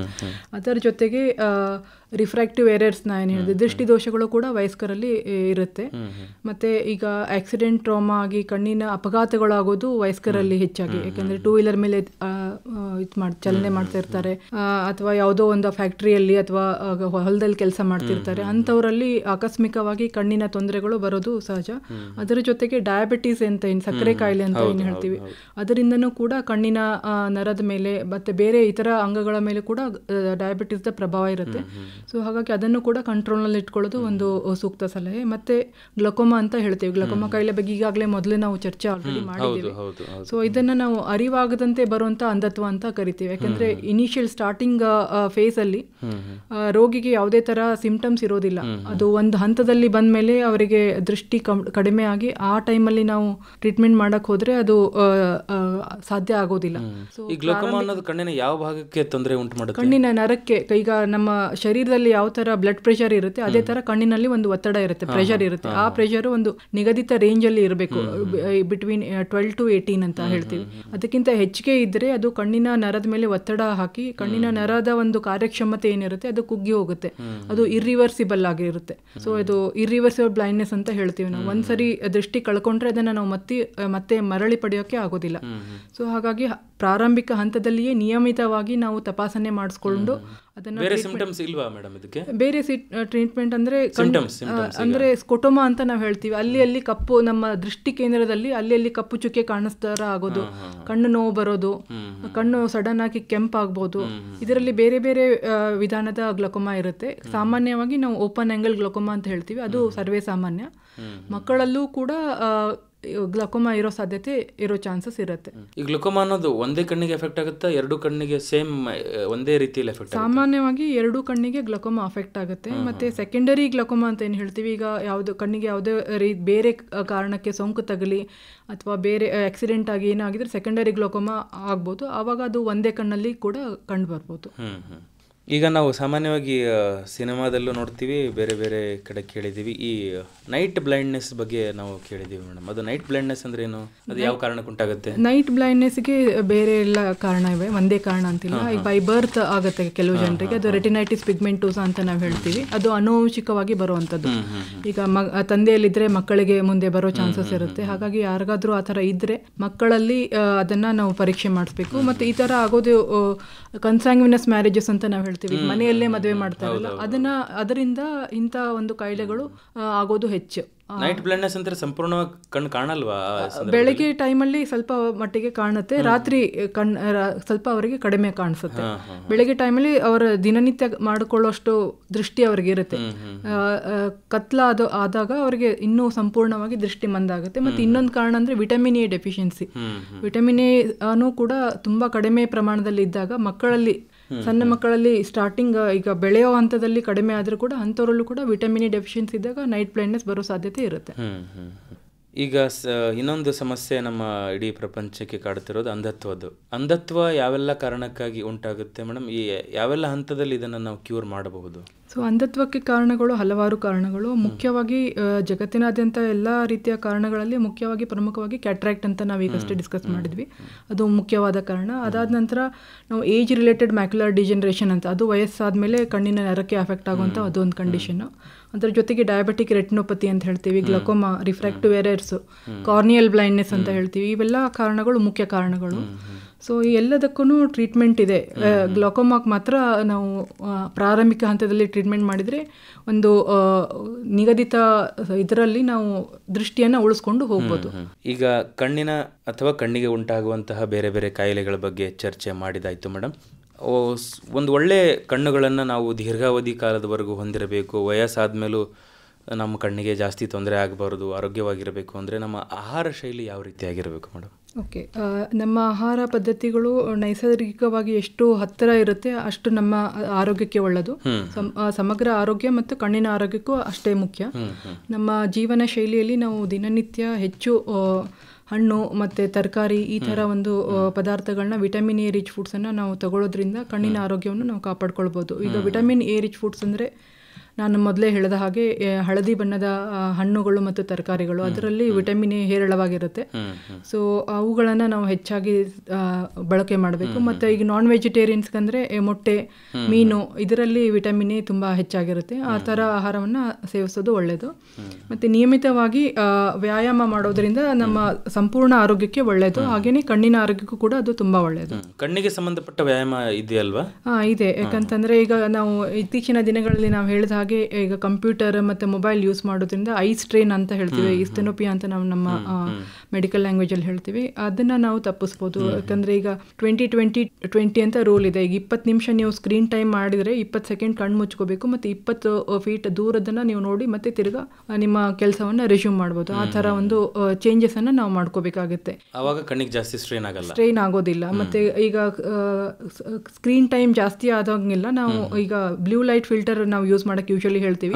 ಈಗ ಎಲ್ಲ ಅದು ಬ್ಲೂ ಲೈಟ್ ಇಂದ ನಮ್ಮ ರೆಟಿನಾ ಮೇಲೆ ಅಫೆಕ್ಟ್ ಆಗುತ್ತೆ, ರೆಟಿನಾ ವೀಕ್ ಆಗುತ್ತೆ. ಸೊ ದೃಷ್ಟಿ ಕ್ಷೀಣ್ತಾ ಹೋಗ್ಬೋದು, ಅದು ಒಂದು ಮೇಜರ್ ಪ್ರಾಬ್ಲಮ್ ಆಗ್ಬೋದು. ಮತ್ತೆ ನಿದ್ರಾಹೀನತೆ ಆ ಬ್ಲೂ ಲೈಟ್ ಇಂದ ಆಗುತ್ತೆ. ಸೊ ಸಾಕಷ್ಟು ಜನರಿಗೆ ಈಗ ನಿದ್ರೆ ಸಮಸ್ಯೆ ಬರುತ್ತೆ. ಯಾಕಂದ್ರೆ ರಾತ್ರಿ ತುಂಬಾ ಕಂಟಿನ್ಯೂಸ್ ಮೊಬೈಲ್ ಯೂಸ್ ಮಾಡೋದ್ರಿಂದ ಒಂದು ಕಣ್ಣಿನ ಸಮಸ್ಯೆಯಾಗಿ ಪರಿವರ್ತನೆಗೊಂಡು ಮತ್ತು ಸಂಪೂರ್ಣ ಒಂದು ನಮ್ಮ ಆರೋಗ್ಯವನ್ನೇ ಅದು ಅಫೆಕ್ಟ್ ಮಾಡುತ್ತೆ. ಒಳ್ಳೆಯ ಆಹಾರ ಶೈಲಿಯನ್ನು ಫಾಲೋ ಮಾಡೋದ್ರಿಂದ ನಮ್ಮ ಕಣ್ಣುಗಳ ಆರೋಗ್ಯವನ್ನು ಕಾಪಾಡ್ಕೊಳ್ಬೋದು ಅಂತ ಹೇಳ್ತಿದ್ದಾರೆ ಮೇಡಮ್. ಈಗ ಇನ್ನೊಂದು ಮುಖ್ಯವಾದ ವಿಚಾರ ಈ ಕಣ್ಣುಗಳ ದಾನದ ಕುರಿತಾಗಿ, ನೇತ್ರದಾನ. ಈ ನೇತ್ರದಾನದ ಸಂಬಂಧಪಟ್ಟ ಹಾಗೆ ಈ ಪ್ರಕ್ರಿಯೆ ಯಾವ ರೀತಿ ನಡೆಯುತ್ತೆ? ನೇತ್ರದಾನ ಅಂದರೆ ನೇತ್ರ ತೆಗೆದುಕೊಳ್ಳೋದಾಗಿರ್ಬೋದು, ಇನ್ನೊಬ್ಬರಿಗೆ ಅದನ್ನು ಟ್ರಾನ್ಸ್ಪ್ಲಾಂಟ್ ಮಾಡೋದಾಗಿರ್ಬೋದು, ಈ ಪ್ರಕ್ರಿಯೆ ಬಗ್ಗೆ ಹೇಳಿ ಮೇಡಮ್. ನೇತ್ರದಾನವನ್ನು ಈಗ ವ್ಯಕ್ತಿ ಮರಣದ ನಂತರನೇ ಮಾಡ್ಬೋದು. ಈಗ ಈ ನೇತ್ರದಾನವನ್ನು ಯಾವ ಏಜಿನವರು, ವಯಸ್ಸಿನವರು ಮಾಡಬೇಕು ಅಂತ ನೀವು ಕೇಳಿದರೆ, ಈ ನೇತ್ರದಾನವನ್ನು ಯಾರು ಬೇಕಾದರೂ ಮಾಡಿ, 2 ವರ್ಷದ ಮಗುವಿನಿಂದ ಹಿಡ್ಕೊಂಡು 80 ವರ್ಷದ ವಯೋವೃದ್ಧರು ಕೂಡ ನೇತ್ರದಾನವನ್ನು ಮಾಡ್ಬೋದು. ಮತ್ತು ಪ್ಲೆಜ್ ಫಾರ್ಮ್ಸ್ ಅಂತ ಎಲ್ಲ ಸಾಕಷ್ಟು ಐ ಬ್ಯಾಂಕ್ಸ್ಗಳಲ್ಲಿ ಮತ್ತು ಆಸ್ಪತ್ರೆಗಳಲ್ಲಿ ಅವೈಲೇಬಲ್ ಇರುತ್ತೆ. ನೀವು ಮುಂಚೆನೇ ನೀವು ಕಣ್ಣನ್ನು ನೀವು ದಾನ ಮಾಡ್ತೀನಿ ಅಂತ ನೀವು ಪ್ಲೆಜ್ ಮಾಡಿದರೆ, ನಿಮ್ಮ ಮರಣದ ನಂತರ ಕುಟುಂಬದವರು ಕನ್ಸೆಂಟ್ ಕೊಟ್ಟು ನೇತ್ರದಾನ ಮಾಡ್ಬೋದು.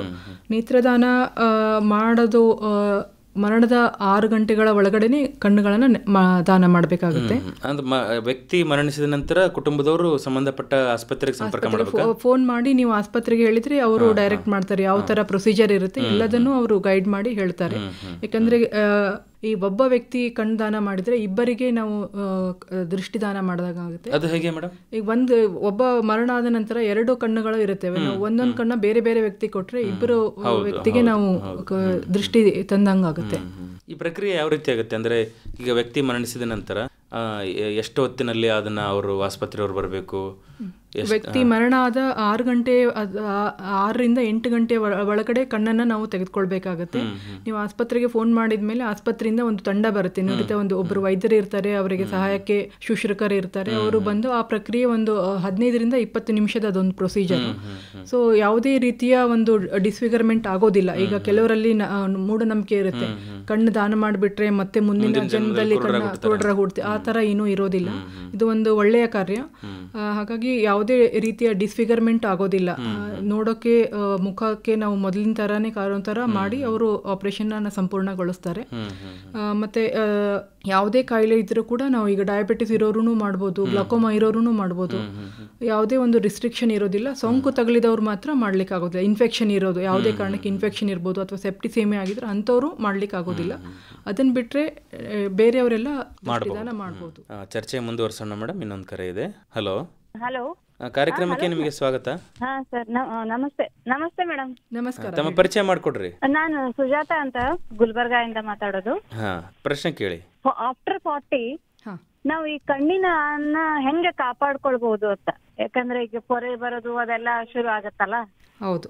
ಈಗ ನೀವು ಆಫ್ಟರ್ 40 ಅಂದರೆ ನೀವು ಕನ್ನಡಕ ಏನಾದರೂ ಯೂಸ್ ಮಾಡ್ತಾ ಇದ್ದೀರಾ ರೀಡಿಂಗಿಗೆ, ಅದನ್ನು ನೀವು ಚೆಕ್ ಮಾಡ್ಕೋಬೇಕಾಗುತ್ತೆ. ರೀಡಿಂಗಿಗೆ ಕನ್ನಡಕ ಯೂಸ್ ಮಾಡಿ ಅದನ್ನು ಪ್ರತಿ ವರ್ಷ ನೀವು ಚೆಕ್ ಮಾಡ್ಕೋಬೇಕಾಗುತ್ತೆ. ಯಾಕಂದರೆ ವಯಸ್ಸು ಹೆಚ್ಚಿಗೆ ಆದಂಗೆಲ್ಲ ನಂಬರ್ ಚೇಂಜ್ ಆಗ್ತಾ ಹೋಗುತ್ತೆ. ಸೊ ನಿಯಮಿತವಾಗಿ ವರ್ಷಕ್ಕೆ ಅಥವಾ 2 ವರ್ಷಕ್ಕೆ ಒಂದ್ಸಲ ತಪಾಸಣೆ ಮಾಡಿದಾಗ ಸಂಪೂರ್ಣ ತಪಾಸಣೆಯನ್ನು ಯೂಶಲಿ ಎಲ್ಲ ಆಸ್ಪತ್ರೆಗಳಲ್ಲಿ, ಕಣ್ಣಿನ ಆಸ್ಪತ್ರೆಗಳಲ್ಲಿ ಮಾಡ್ತಾರೆ. 40 ಆದ ನಂತರ ಈಗ ಡಯಾಬಿಟಿಸ್ ಇದ್ದಿರ್ಬೋದು ಅಂಥವ್ರಿಗೆ, ಅಥವಾ ಬೇರೆ ಏನಾದರೂ ಗ್ಲಕೋಮಾ ಇದೆಯಾ, ಅದನ್ನೆಲ್ಲನೂ ಸಂಪೂರ್ಣ ಚಿಕಿತ್ಸೆಯನ್ನು 40 ಆದ ವಯಸ್ಸಾದವರಿಗೆ ನಾವು ಸಂಪೂರ್ಣ ಒಂದು ತಪಾಸಣೆಯನ್ನು ಮಾಡ್ತೀವಿ.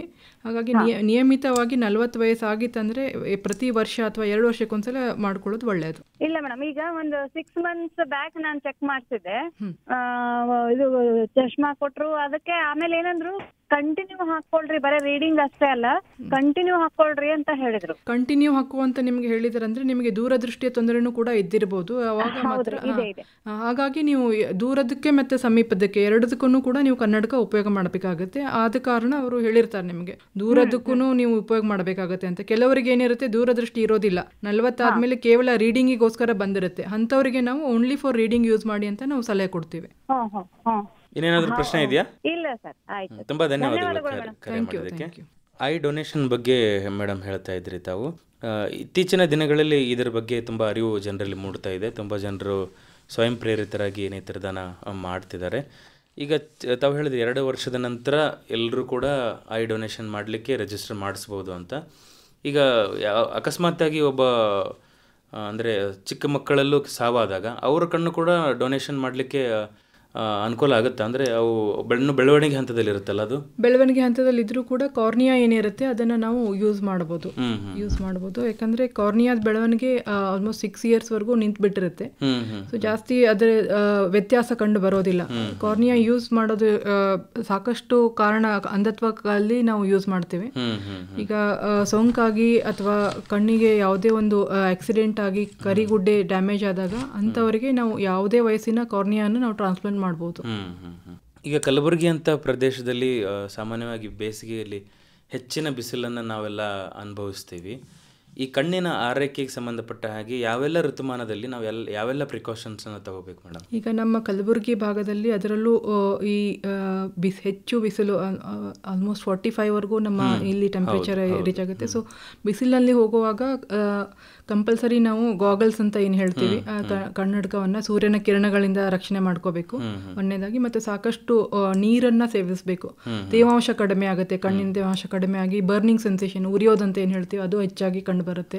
ಸೊ ಅದನ್ನು ಕೂಡ ನಾವು ಕಣ್ಣಿನ ಕನ್ನಡಕ ಯೂಸ್ ಮಾಡೋದ್ರಿಂದ, ಕಪ್ಪು ಕನ್ನಡಕ ಯೂಸ್ ಮಾಡೋದ್ರಿಂದ ಅದು ಒಂದು ಈಗ ಹಂತಕ್ಕೆ ನಾವು ನಾರ್ಮಲಿ ಇದು ಈ ನಾರ್ಮಲ್ ಗ್ಲಾಸಸ್ ಎಲ್ಲ ಬಳಸ್ತೀವಲ್ಲ, ಅದು ಯೂಸ್ ಆಗಲ್ವಾ? ನಾರ್ಮಲ್ ಗ್ಲಾಸಸ್ಸಲ್ಲಿ ಆ ಒಂದು ಯು ವಿ ಫಿಲ್ಟರ್ ಮಾಡೋ ಒಂದು ಇದು ಇರೋದಿಲ್ಲ, ಕ್ಷಮತೆ ಇರೋದಿಲ್ಲ. ಸೊ ಹಾಗಾಗಿ ಒಂದು ಗಾಗಲ್ಸ್ ಅಂತ ನಾವೇನು ಕರಿತೀವಿ ಅದನ್ನು ಯೂಸ್ ಮಾಡಿದರೆ ಕಣ್ಣಿನ ಇದಕ್ಕೆ ರಚನೆಗೆ ಮತ್ತು ಕಣ್ಣಿನ ಇದಕ್ಕೆ ಕಾರ್ನಿಯಾಗೆ ಹಾನಿ ಆಗೋದಿಲ್ಲ.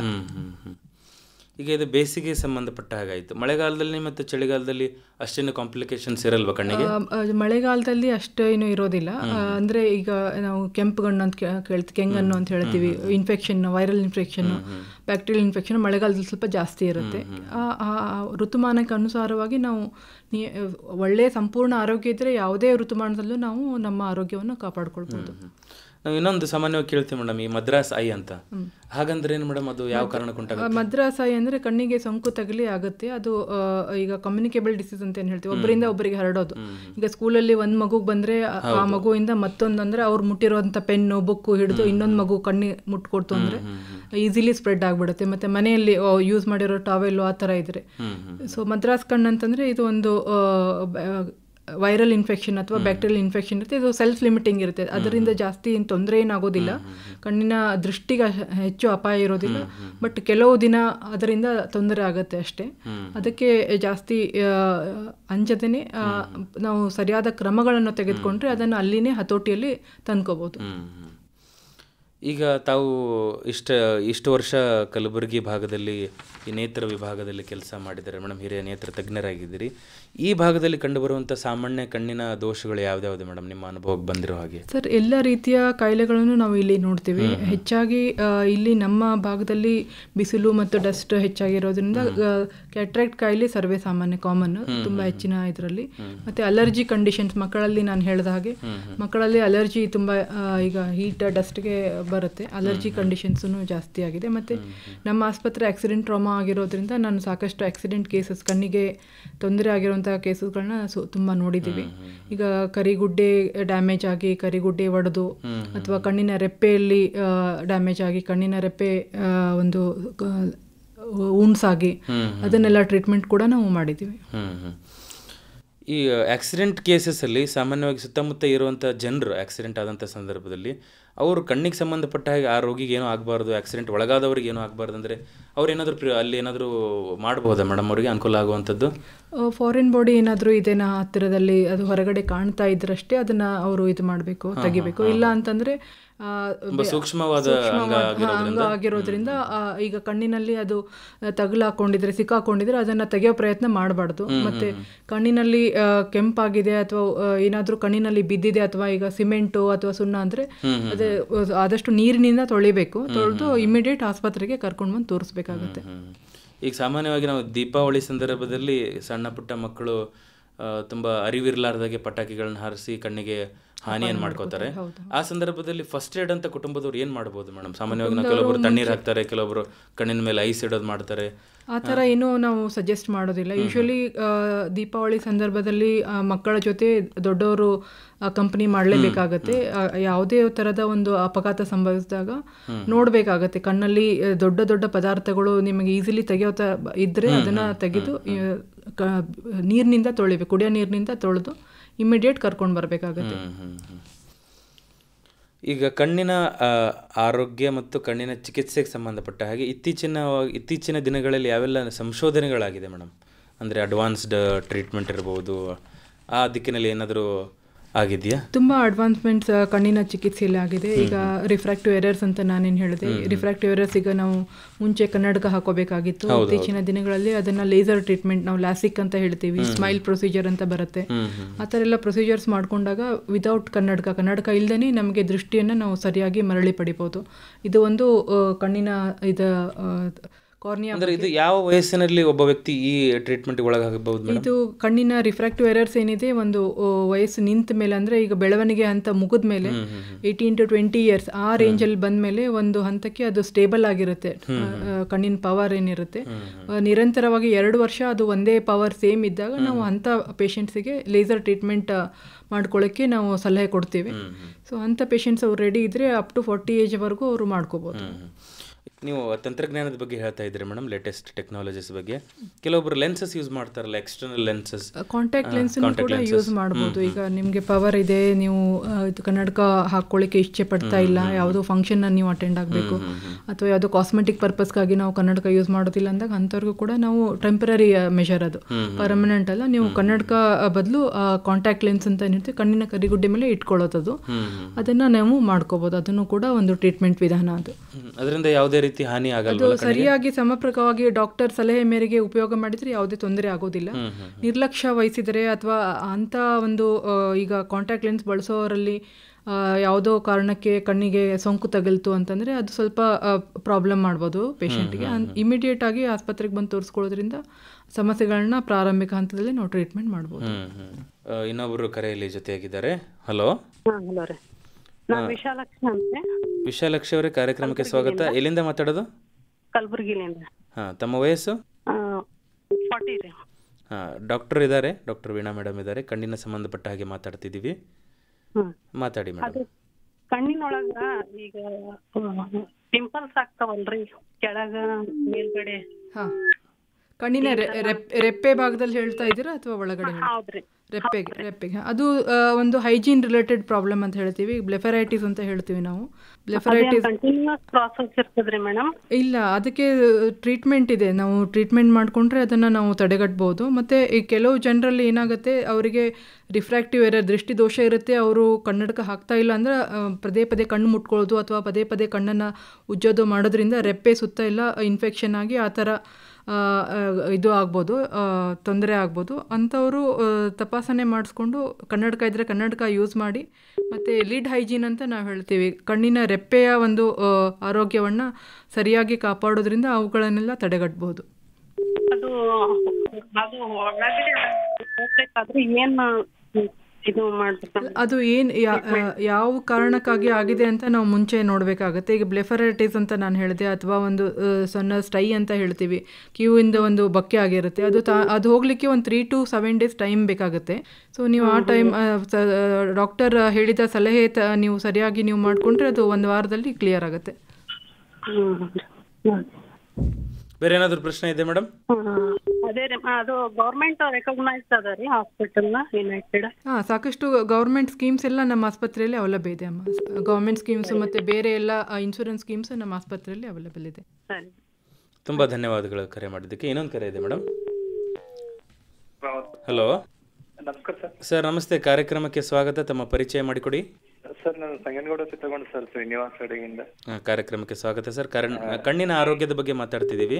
ಹೌದು ಸರ್, ಕಾರ್ಯಕ್ರಮ ತುಂಬಾ ಉತ್ತಮವಾಗಿ ಏನಪ್ಪ ಅಂತ ಒಂದು ಒಬ್ರು ತಜ್ಞರು ಬಂದು ತಾಸುಗಟ್ಟಲೆ ಒಂದು ವಿಚಾರವನ್ನು ಕೊಡ್ತಕ್ಕಂಥದ್ದು ಇದು ನಮಗೆ ತುಂಬಾ ಅನುಕೂಲ ಆಗ್ತದೆ. ಅದಕ್ಕೆ ಮೊದಲಿಗೆ ನಾವು ಆಕಾಶವಾಣಿಗೆ ತುಂಬ ಧನ್ಯವಾದ. ನಿಮಗೂ ಧನ್ಯವಾದಗಳು ಸರ್. ತಮ್ಮ ಧ್ವನಿ ಕಟ್ ಆಗ್ತಿದೆ, ಸ್ವಲ್ಪ ನೆಟ್ವರ್ಕ್ ಇರೋ ಕಡೆಗೆ ಬಂದು ಮಾತಾಡ್ತಿದ್ರೆ, ಮನೆಯಲ್ಲಿ ಏನಾದರೂ ಇದ್ರೆ ಹೊರಗಡೆ ಬಂದು ಮಾತಾಡಿ ಸರ್. ಸರಿ ಸರ್, ಪ್ರಶ್ನೆ ಕೇಳಿ ಸರ್. ಹಾ ಸರ್, ನಮ್ಮ ಪ್ರಶ್ನೆ ಏನಪ್ಪಾ, ಸಾಮಾನ್ಯವಾಗಿ ನನಗೆ ಬಿಸಿಲಲ್ಲಿ ಅಥವಾ ಯಾವುದೇ ಒಂದು ಧೂಳಲ್ಲಿ ಹೋದ್ರೆ ಕಣ್ಣು ಕೆಂಪಾಗ್ತದೆ ಸರ್.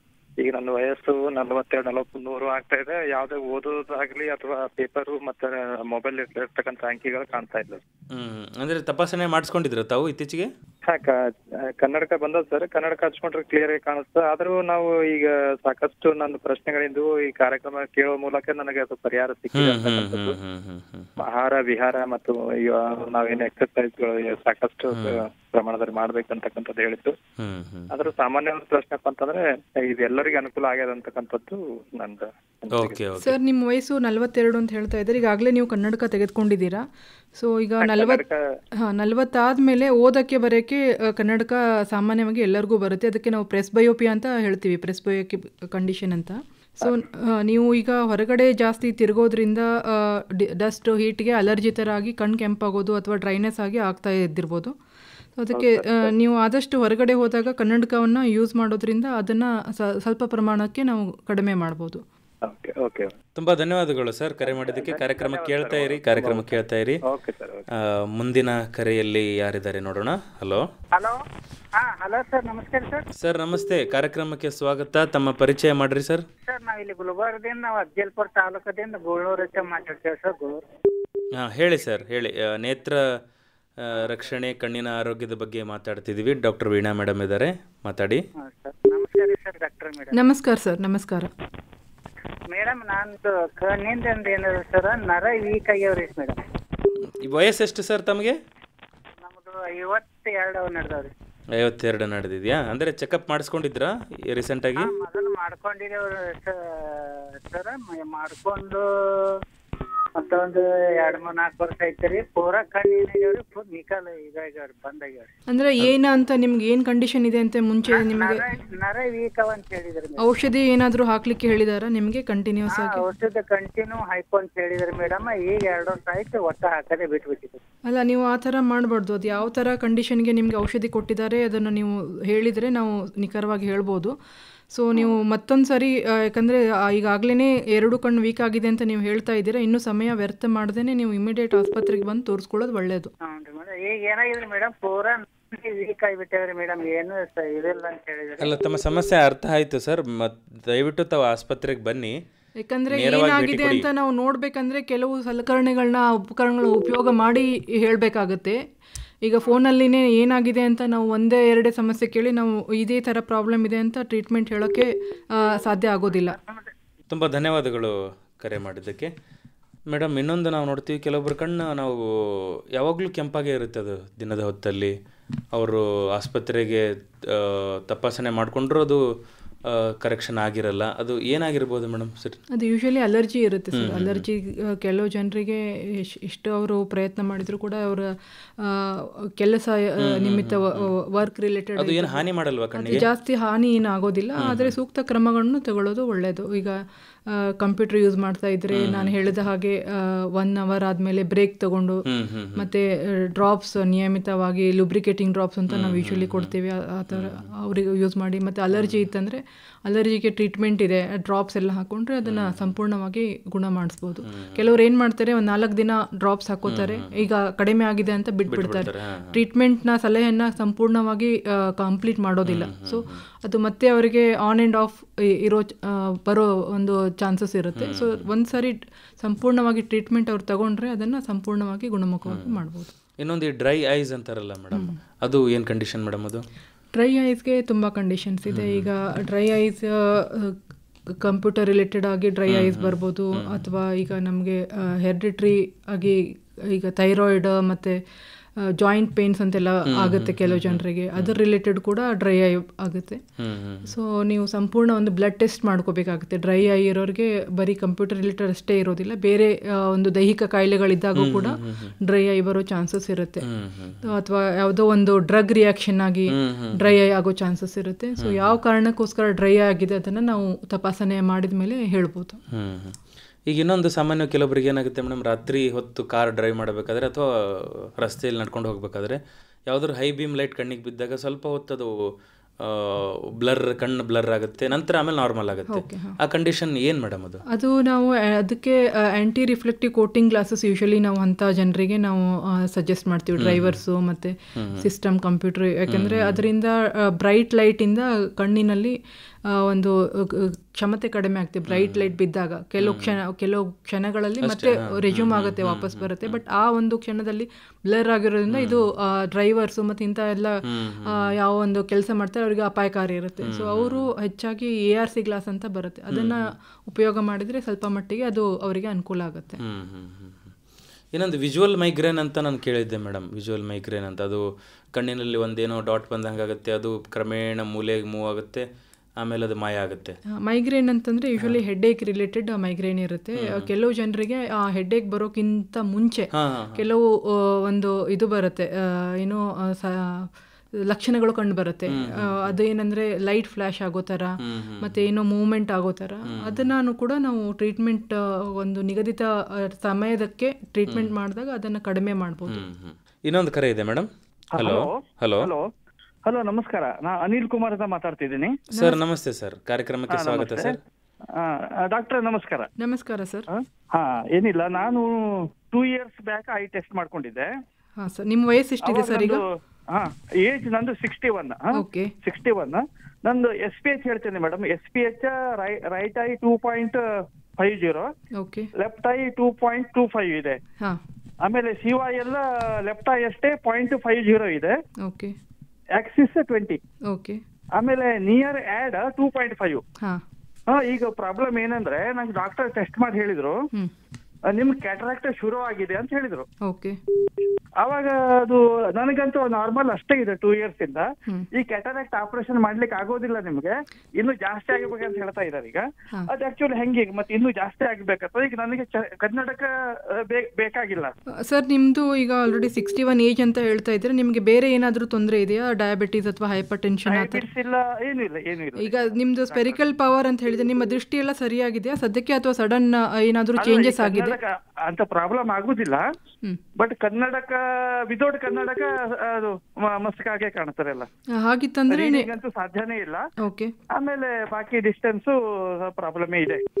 ಅದು ಅವ್ರು ತಪಾಸಣೆ ಮಾಡಿ ಕ್ಯಾಟ್ರಾಕ್ಟ್ ಇದೆ ಅಂತ ಹೇಳಿದಾರೆ ಅಂತಂದ್ರೆ ನೀವು ಆಪರೇಷನ್ ಮಾಡಿಸ್ಕೊಳ್ಳೋದು ಸೂಕ್ತ. ಯಾಕಂದ್ರೆ ನಿಮ್ಮ ದಿನನಿತ್ಯದ ವರ್ಕ್ ಅನ್ನ ನೀವು ವಿದೌಟ್ ಸ್ಪೆಕ್ಟೇಕಲ್ಸ್ ಮಾಡಕ್ ಆಗದೆ ಇರೋ ಒಂದು ಕಂಡೀಷನ್ ಇದ್ದಾಗ ಸರ್ಜರಿ ಮಾಡಿಸ್ಕೊಳ್ಳೋದು ಒಳ್ಳೇದು. ನೀವು ಎಲ್ಲಿವರೆಗೂ ನಿಮ್ಮ ದಿನನಿತ್ಯ ಕಾರ್ಯಗಳನ್ನ ನೀವು ಮಾಡ್ಕೊಂಡು ಸರಿಯಾಗಿದ್ದೀರಿ ಅಲ್ಲಿವರೆಗೂ ನೀವು ಪೋಸ್ಟ್ಪೋನ್ ಮಾಡ್ಬೋದು. ಬಟ್ ಡಿಲೇ ಆದಂಗೆಲ್ಲ ಸ್ವಲ್ಪ ಪ್ರಾಬ್ಲಮ್ ಆಗೋ ಚಾನ್ಸಸ್ ಇರುತ್ತೆ. ಒಂದು ಡಾಕ್ಟ್ರೆ, ಆಮೇಲೆ ಈಗ ಕ್ಯಾಟ್ರಾಕ್ಟ್ ಆಪರೇಷನ್ ಮಾಡಿಸ್ಕೊಂಡ್ರೆ ಇದು ಕನ್ನಡಕ ಬೇಕಾಗುತ್ತಾ ಅಥವಾ ಅದನ್ನ ನೀವು ಯಾವ ತರ ನೀವು ಒಳಗಡೆ ಕಣ್ಣಿನ ಒಳಗಡೆ ಲೆನ್ಸ್ ಅನ್ನು ಅಳವಡಿಸ್ಕೊಳ್ತೀರಾ ಅದ್ರ ಮೇಲೆ ಅದು ಡಿಪೆಂಡ್ ಆಗಿರುತ್ತೆ. ಈಗ ನಾವು ಮೊನೋಫೋಕಲ್ ಮತ್ತೆ ಮಲ್ಟಿಫೋಕಲ್ ಲೆನ್ಸ್ ಅಂತ ಈಗ ಕ್ಯಾಟ್ರಾಕ್ಟ್ ಸರ್ಜರಿ ಆದ್ಮೇಲೆ ಬಂದಿದೆ. ನೀವು ಮಲ್ಟಿಫೋಕಲ್ ಲೆನ್ಸ್ ನೀವು ಆಪ್ಟ್ ಮಾಡಿದ್ರೆ ದೂರದಕ್ಕೂ ಮತ್ತು ಹತ್ತಿರದಕ್ಕೂ ಎರಡದಕ್ಕೂ ಕನ್ನಡಕ ಬೇಕಾಗದೆ ಇರ್ಬೋದು ಆಪರೇಷನ್ ನಂತರ. ಈಗ ಓನ್ಲಿ ಮೊನೋಫೋಕಲ್ ಲೆನ್ಸ್ ಹಾಕೊಂಡಿದ್ರೆ ರೀಡಿಂಗ್ಗೋಸ್ಕರ ನೀವು ಆಪರೇಷನ್ ಆದ ನಂತರನೂ ಕೂಡ ಕನ್ನಡಕ ಉಪಯೋಗ ಮಾಡಬೇಕಾಗಿ ಬರ್ಬೋದು.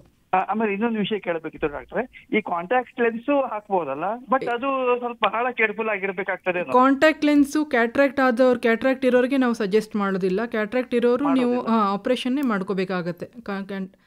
ಅದು ಒಪೇಕ್ ಆಗಿರೋ ಒಂದು ಲೆನ್ಸ್ ಅನ್ನ ನಾವು ಈಗ ನೈಸರ್ಗಿಕವಾಗಿರುವಂತ ಲೆನ್ಸ್ ಒಪೇಕ್ ಆಗಿರುತ್ತೆ, ಅದನ್ನ ನಾವು ತೆಗೆದ್ಬಿಟ್ಟು ಅದರ ಜಾಗದಲ್ಲಿ ಆರ್ಟಿಫಿಷಿಯಲ್ ಲೆನ್ಸ್ ಅನ್ನ ಹಾಕ್ಬೇಕಾಗತ್ತೆ. ಇದು ಕ್ಯಾಟ್ರಾಕ್ಟ್ ಸರ್ಜರಿ ಒಂದು ಸಹಜ ಒಂದು ಪ್ರಕ್ರಿಯೆ, ಇದು ಪ್ರೊಸೀಜರ್. ಸೊ ಹಾಗಾಗಿ ಕಾಂಟ್ಯಾಕ್ಟ್ ಲೆನ್ಸು ಕ್ಯಾಟ್ರಾಕ್ಟ್ ಇರೋರಿಗೆ ಯೂಸ್ ಆಗೋದಿಲ್ಲ. ಡಾಕ್ಟ್ರೆ ಇನ್ನೊಂದು, ಅದೇ ನಾನು ಹೇಳಿದ್ನಲ್ಲ SPH 2.5 ಇದೆ, ಲೆಫ್ಟ್ ಐ 2.25 ಇದೆ, ಆಮೇಲೆ ನಿಯರ್ ಆಡ್ ಪ್ಲಸ್ 2.5 ಇದೆ. ಇದು ತುಂಬಾ ಜಾಸ್ತಿ ಆಯ್ತಾ ಹೇಗೆ? ಇಲ್ಲ ಸರ್, ಇದು ನಿಮ್ಮ ಕಣ್ಣಿನ ರಚನೆಗೆ ಅನುಗುಣವಾಗಿ ಯಾವ ತರ ಒಂದು ಪವರ್ ಬೇಕಾಗಿರುತ್ತೆ ಅವ್ರು ಕಂಪ್ಯೂಟರಲ್ಲಿ ಟೆಸ್ಟ್ ಎಲ್ಲ ಮಾಡಿ ಇದು ಕೊಟ್ಟಿರ್ತಾರೆ. ಇದು ನಂಬರ್ ಚೇಂಜ್ ಆಗೋ ಸಾಧ್ಯತೆ ಇರುತ್ತೆ, ರೀಡಿಂಗ್ ನಂಬರ್ ಹೆಚ್ಚಿಗೆ ಆಗ್ತಾ ಹೋಗುತ್ತೆ. ಸೊ ಈಗ ಸ್ಪೆರಿಕಲ್ 2.5 ಏನು ಹೇಳಿದ್ದಾರೆ ಅದು ದೂರದೃಷ್ಟಿಗೋಸ್ಕರನೂ ಇದೆ ಮತ್ತೆ ಹತ್ತಿರ ರೀಡಿಂಗ್ಗೋಸ್ಕರನೂ ನಿಮ್ಮ ಪವರ್ ಇದೆ. ಅದು ಚೇಂಜ್ ಆಗೋ ಚಾನ್ಸಸ್ ಇರುತ್ತೆ. ಅದಕ್ಕೆ ನಿಯಮಿತವಾಗಿ ನೀವು ವರ್ಷಕ್ಕೊಂದ್ಸರಿ ಮಾಡಿಸ್ಕೋಬೇಕಾಗತ್ತೆ. ತುಂಬಾ ಧನ್ಯವಾದಗಳು ಸರ್ ಕರೆ ಮಾಡಿದ್ದಕ್ಕೆ. ನಮಸ್ತೆ ಸರ್. ನಮಸ್ತೆ ಮೇಡಮ್. ಈಗ ಪ್ರಶ್ನೆ ಅನಿಲ್ ಕುಮಾರ್ ಸರ್ ಅವ್ರು ಕೇಳ್ತಾ ಇದ್ರು, ಆ ಟರ್ಮಿನಾಲಜಿ ಎಲ್ಲ ಹೇಳಿದ್ರು, ಸಾಮಾನ್ಯರಿಗೆ ಅದೆಲ್ಲ ಗೊತ್ತಾಗಲ್ಲ, ಅದೇನು ಸ್ವಲ್ಪ ಹೇಳ್ಬಿಡ್ತಾರೆ ಮೇಡಮ್? ಅದು ಆಕ್ಸಿಸ್ ಅಂದ್ರೆ ಏನು? ಪವರ್ ಸರ್, ಅದು ನಾವು ಟೆಸ್ಟ್ ಮಾಡಿದಾಗ ಕಣ್ಣಿಂದ ಈಗ ದೂರದೃಷ್ಟಿ ಇದೆಯಾ ಅಥವಾ ಹತ್ತಿರ ದೃಷ್ಟಿ ಇದೆಯಾ ಅದಕ್ಕೆ ನಾವು ಯಾವ ತರ ಲೆನ್ಸ್ ಅನ್ನ ನಾವು ಕರೆಕ್ಷನ್ ಮಾಡ್ತಾ ಇದ್ದೀವಿ, ಸ್ಪೆರಿಕಲ್ ಲೆನ್ಸ್ ಕೊಡ್ತಾ ಇದ್ದೀವಾ ಅಥವಾ ಸಿಲಿಂಡರ್ ಲೆನ್ಸ್ ಕೊಡ್ತಾ ಇದ್ದೀವಾ, ಅದು ನಾವು ಈಗ ಆಪ್ಟಿಕಲ್ ಶಾಪಲ್ಲಿ ಪೇಷಂಟ್ಗಳಿಗೆ ಕನ್ನಡಕ ತೆಗೆದುಕೊಳ್ಳಿಕ್ಕೆ ಯಾವ ನಂಬರ್ದು ನಾವು ಟೆಸ್ಟ್ ಮಾಡಿದಾಗ ಬರುತ್ತೆ ಅದನ್ನು ನಾವು ಬರೆದು ಕೊಡ್ತೀವಿ. ಆ ಥರ ಒಂದು ಪವರ್ ಇದೆ. ಅದು ಕಾರ್ಯಕ್ರಮದ ಕೊನೆ ಹಂತದಲ್ಲಿದ್ದೀವಿ. ಬಹುಶಃ ಕಾರ್ಯಕ್ರಮದ ಕೊನೆ ಕರೆ ಅನ್ಸುತ್ತೆ. ನೋಡೋಣ ಯಾರಿದ್ದಾರೆ. ಹಲೋ ಹಲೋ ರೀ ಸರ್. ತಮ್ಮ ಪರಿಚಯ ಮಾಡ್ಕೊಡ್ರಿ ಸರ್. ಎಲ್ಲಿಂದ ಮಾತಾಡಕತ್ತೀರಿ? ನಾ ಗುಲ್ಬರ್ಗ. ತಮ್ಮ ಹೆಸರು? ನಮ್ಮ ಹೆಸರು ಮಧು ಕುಲಕರ್ಣಿ. ಮಧು ಕುಲಕರ್ಣಿ ಅವರೇ, ರೇಡಿಯೋದಿಂದ ಸ್ವಲ್ಪ ದೂರ ಬಂದು ಮಾತಾಡಿ. ದೂರ ಇದ್ದಾರೆ. ತಮ್ಮ ವಯಸ್ಸು ಹೇಳ್ರಿ? ನಮಗೆ 62 ರೀ ಸರ್. ಪ್ರಶ್ನೆ ಕೇಳ್ರಿ. ವೀಣಾ ಮೇಡಮ್ ಇದ್ದಾರೆ ಸ್ಟುಡಿಯೋದಲ್ಲಿ. ಹಲೋ ರೀ ಮೇಡಮ್. ಹಲೋ ಹೇಳ್ರಿ. ನಮಸ್ಕಾರ ರೀ. ನಮಸ್ಕಾರ ಹೇಳ್ರಿ. ನನಗೆ ರಾತ್ರಿ ಮೊದಲ ರಾತ್ರಿ ಕಮ್ಮಿ ಕಾಣಿಸ್ತಿತ್ರಿ, ಮತ್ತು ಹಗಲ ಈಗ ಪೂರಾ ಕಣ್ಣು ಕಮ್ಮಿ ಆಗ್ಯಾವ್ರಿ, ಪೂರಾ ಬರ್ತಾ ಪೂರಾ ಕಮ್ಮಿ ಆಗ್ಯಾವ್ರಿ ಮೇಡಮ್. ಹೌದಾ? ಈಗ ನೀವು ಮುಂಚೆ ಏನಾದರೂ ಕನ್ನಡಕ ಏನಾದರೂ ಉಪಯೋಗ ಮಾಡಿದ್ದೀರಾ ಅಥವಾ ಬೇರೆ ಏನಾದರೂ ಸಮಸ್ಯೆ? ಕನ್ನಡಕ ಎಲ್ಲಿ ಉಪಯೋಗ? ಹಲೋ ರೀ. ಹಲೋ ಕೇಳ್ತಾ ಇದೆ, ಹೇಳಿ ಸರ್. ಹೇಳಿ. ಕನ್ನಡಕ ಎಲ್ಲಿ ಉಪಯೋಗ ಮಾಡಿಲ್ರಿ, ಬರೀ ತೋರ್ತಾನ ಅವ್ರ ಅಂತಾರ ನರ ವೀಕ್ ಅದ ಅಂತಾರ್ರಿ. ಅದೇ ನಿಮ್ಗೆ ಯಾವ ತರ ತೊಂದರೆ ಇದೆ ಅದನ್ನ ನಾವು ನೋಡ್ಬೇಕಾಗತ್ತೆ. ಈಗ ಟೆಸ್ಟ್ ಎಲ್ಲ ಮಾಡಿದ ಮೇಲೆನೆ ಹೇಳ್ಬೇಕಾಗತ್ತೆ. ಆಯ್ತು ರೀ ಮೇಡಮ್, ಎಲ್ಲಿ ನಿಮ್ಮ ದವಾಖಾನೆ ಬರಬೇಕಾ? ಬಂದು ತಪಾಸಣೆ ಮಾಡ್ಕೋಬೇಕಾಗುತ್ತೆ. ಸಂಪೂರ್ಣ ತಪಾಸಣೆ ಮಾಡಿದ ಮೇಲೆ ಏನಾಗಿದೆ ಅಂತ ನಾವು ಒಂದು ನಿರ್ಣಯ ಮಾಡಿದ ಮೇಲೆ ಸೂಕ್ತ ಸಲಹೆಯನ್ನು ಕೊಡಲಿಕ್ಕೆ ಬರುತ್ತೆ. ನೀವು ಆಸ್ಪತ್ರೆಗೆ, ಯುನೈಟೆಡ್ ಆಸ್ಪತ್ರೆಗೆ ಬಂದು ತೋರಿಸ್ಕೊಳ್ಳಿ ಸರ್ ಒಂದ್ಸರಿ. ತುಂಬ ಧನ್ಯವಾದಗಳು ಮಧು ಕುಲಕರ್ಣಿ ಅವರೇ. ಮೇಡಮ್, ಕಾರ್ಯಕ್ರಮದ ಕೊನೆ ಹಂತದಲ್ಲಿದ್ದೀವಿ. ಸಮಗ್ರವಾಗಿ ಮಾಹಿತಿಯನ್ನು ಮಾಡಿಕೊಟ್ಟಿದ್ದೀರಿ ಕಣ್ಣಿನ ಆರೋಗ್ಯದ ಬಗ್ಗೆ. ಕೊನೆಯದಾಗಿ ಸಂಕ್ಷಿಪ್ತವಾಗಿ ಎಲ್ಲ ವಯೋ ವರ್ಗದವರಿಗೂ ಅನ್ವಯವಾಗುವ ಹಾಗೆ ಒಂದು ಕಿವಿ ಮಾತು ಹೇಳೋದಾದರೆ ಏನು ಹೇಳ್ತಾರೆ ಮೇಡಮ್? ನಿಮ್ಮ ಕಣ್ಣಿನ ಆರೋಗ್ಯ ನಿಮ್ಮ ಕೈಯಲ್ಲೇ ಇದೆ. ಯಾಕಂದರೆ world is bright, save your site ಅಂತ ಒಂದು ಹೇಳಿಕೆ ಇದೆ. ಸೊ ಕಣ್ಣನ್ನು ನಾವು ಸಂಪೂರ್ಣವಾಗಿ ಆರೋಗ್ಯವಾಗಿ ಇಟ್ಕೋಬೇಕಂದ್ರೆ ಸಂಪೂರ್ಣ ದೈಹಿಕ ಆರೋಗ್ಯ ಇಂಪಾರ್ಟೆಂಟು. ಹಾಗಾಗಿ ನಿಮ್ಮ ಆರೋಗ್ಯದ ಬಗ್ಗೆ ಎಲ್ಲರೂ ಕಾಳಜಿ ವಹಿಸಿ. ತುಂಬ ಧನ್ಯವಾದಗಳು ಮೇಡಮ್. ಇಲ್ಲಿವರೆಗೂ ಬಂದು ಕಣ್ಣಿನ ಆರೋಗ್ಯದ ಬಗ್ಗೆ ಸಮಗ್ರವಾಗಿ ಮಾಹಿತಿ ಮಾಡಿಕೊಟ್ಟಿದ್ದೀರಾ. ನಮ್ಮೆಲ್ಲರ ಕೇಳುಗರ ಪರವಾಗಿ ನಿಮಗೆ ಅನಂತ ಧನ್ಯವಾದಗಳು. ಆಕಾಶವಾಣಿಯವರಿಗೆ ನನ್ನ ಪರವಾಗಿ ಹಾಗೂ ನಮ್ಮ ಆಸ್ಪತ್ರೆ ಪರವಾಗಿ ತುಂಬ ಧನ್ಯವಾದಗಳು ಸರ್. Thank you madam. ಎಲ್ಲ ಕೇಳುಗರಿಗೂ ಧನ್ಯವಾದಗಳು. ಕಾರ್ಯಕ್ರಮದಲ್ಲಿ ಭಾಗವಹಿಸಿದ್ರಿ, ಪ್ರಶ್ನೆ ಕೇಳಿದ್ರಿ. ಮತ್ತೆ ಮುಂದಿನ ವಾರ ಬೆಳಗ್ಗೆ 10:30ಕ್ಕೆ ನಿಮ್ಮ ಮುಂದೆ ಇನ್ನೊಂದು ವಿಷಯದೊಂದಿಗೆ ಇನ್ನೊಬ್ಬ ವಿಷಯ ತಜ್ಞರೊಂದಿಗೆ ಭೇಟಿಯಾಗ್ತೇವೆ. ಅಲ್ಲಿವರೆಗೂ ನಮಸ್ಕಾರ. ಜೊತೆ ಜೊತೆಯಲಿ ಬಾನುಲಿಯ ಜೊತೆಯಲಿ. ಇದುವರೆಗೆ ಜೊತೆ ಜೊತೆಯಲ್ಲಿ ಪ್ರಾಯೋಜಿತ ನೇರ ಫೋನ್ ಇನ್ ಸಂವಾದ ಕೇಳಿದಿರಿ. ಕಣ್ಣಿನ ಆರೋಗ್ಯ ಕುರಿತಾದ ಕೇಳುಗರ ಪ್ರಶ್ನೆಗಳಿಗೆ ಇದುವರೆಗೆ ಉತ್ತರಿಸಿದವರು ಕಲಬುರಗಿಯ ಯುನೈಟೆಡ್ ಆಸ್ಪತ್ರೆಯ ನೇತ್ರ ವಿಜ್ಞಾನ ವಿಭಾಗದ ನಿರ್ದೇಶಕರು ಹಾಗೂ ಹಿರಿಯ ನೇತ್ರ ತಜ್ಞರಾದ ಡಾಕ್ಟರ್ ವೀಣಾ ಸಿದ್ದಾರೆಡ್ಡಿ. ಭಾನುಭುವಿಯ ವಿಶಾಲ ಪರಿಧಿಯಲಿ. ಕಾರ್ಯಕ್ರಮವನ್ನು ಪ್ರಸ್ತುತಪಡಿಸಿದವರು ಸಂಗಮೇಶ್. ಶೀರ್ಷಿಕೆ ಗೀತರಚನೆ ಡಾಕ್ಟರ್ ಸದಾನಂದ ಪೆರ್ಲಾ. ಶೀರ್ಷಿಕೆ ಗೀತೆ ರಾಗ ಸಂಯೋಜಿಸಿ ಹಾಡಿದವರು ಕುಮಾರ್ ಕಣ್ವಿ. ಪ್ರಸಾರ ನೆರವು ಲಕ್ಷ್ಮೀಕಾಂತ್ ಪಾಟೀಲ್. ತಾಂತ್ರಿಕ ನೆರವು ಮೊಹಮ್ಮದ್ ಅಸ್ಲಂ ಖಾಸ್ದಾರ್ ಹಾಗೂ ಅನುಷಾ ಡಿಕೆ. ಜೊತೆ ಜೊತೆಯಲಿ ಸಾಗಲಿ ವಿಶ್ವ ಪಥವಾ ಸೇರಲಿ.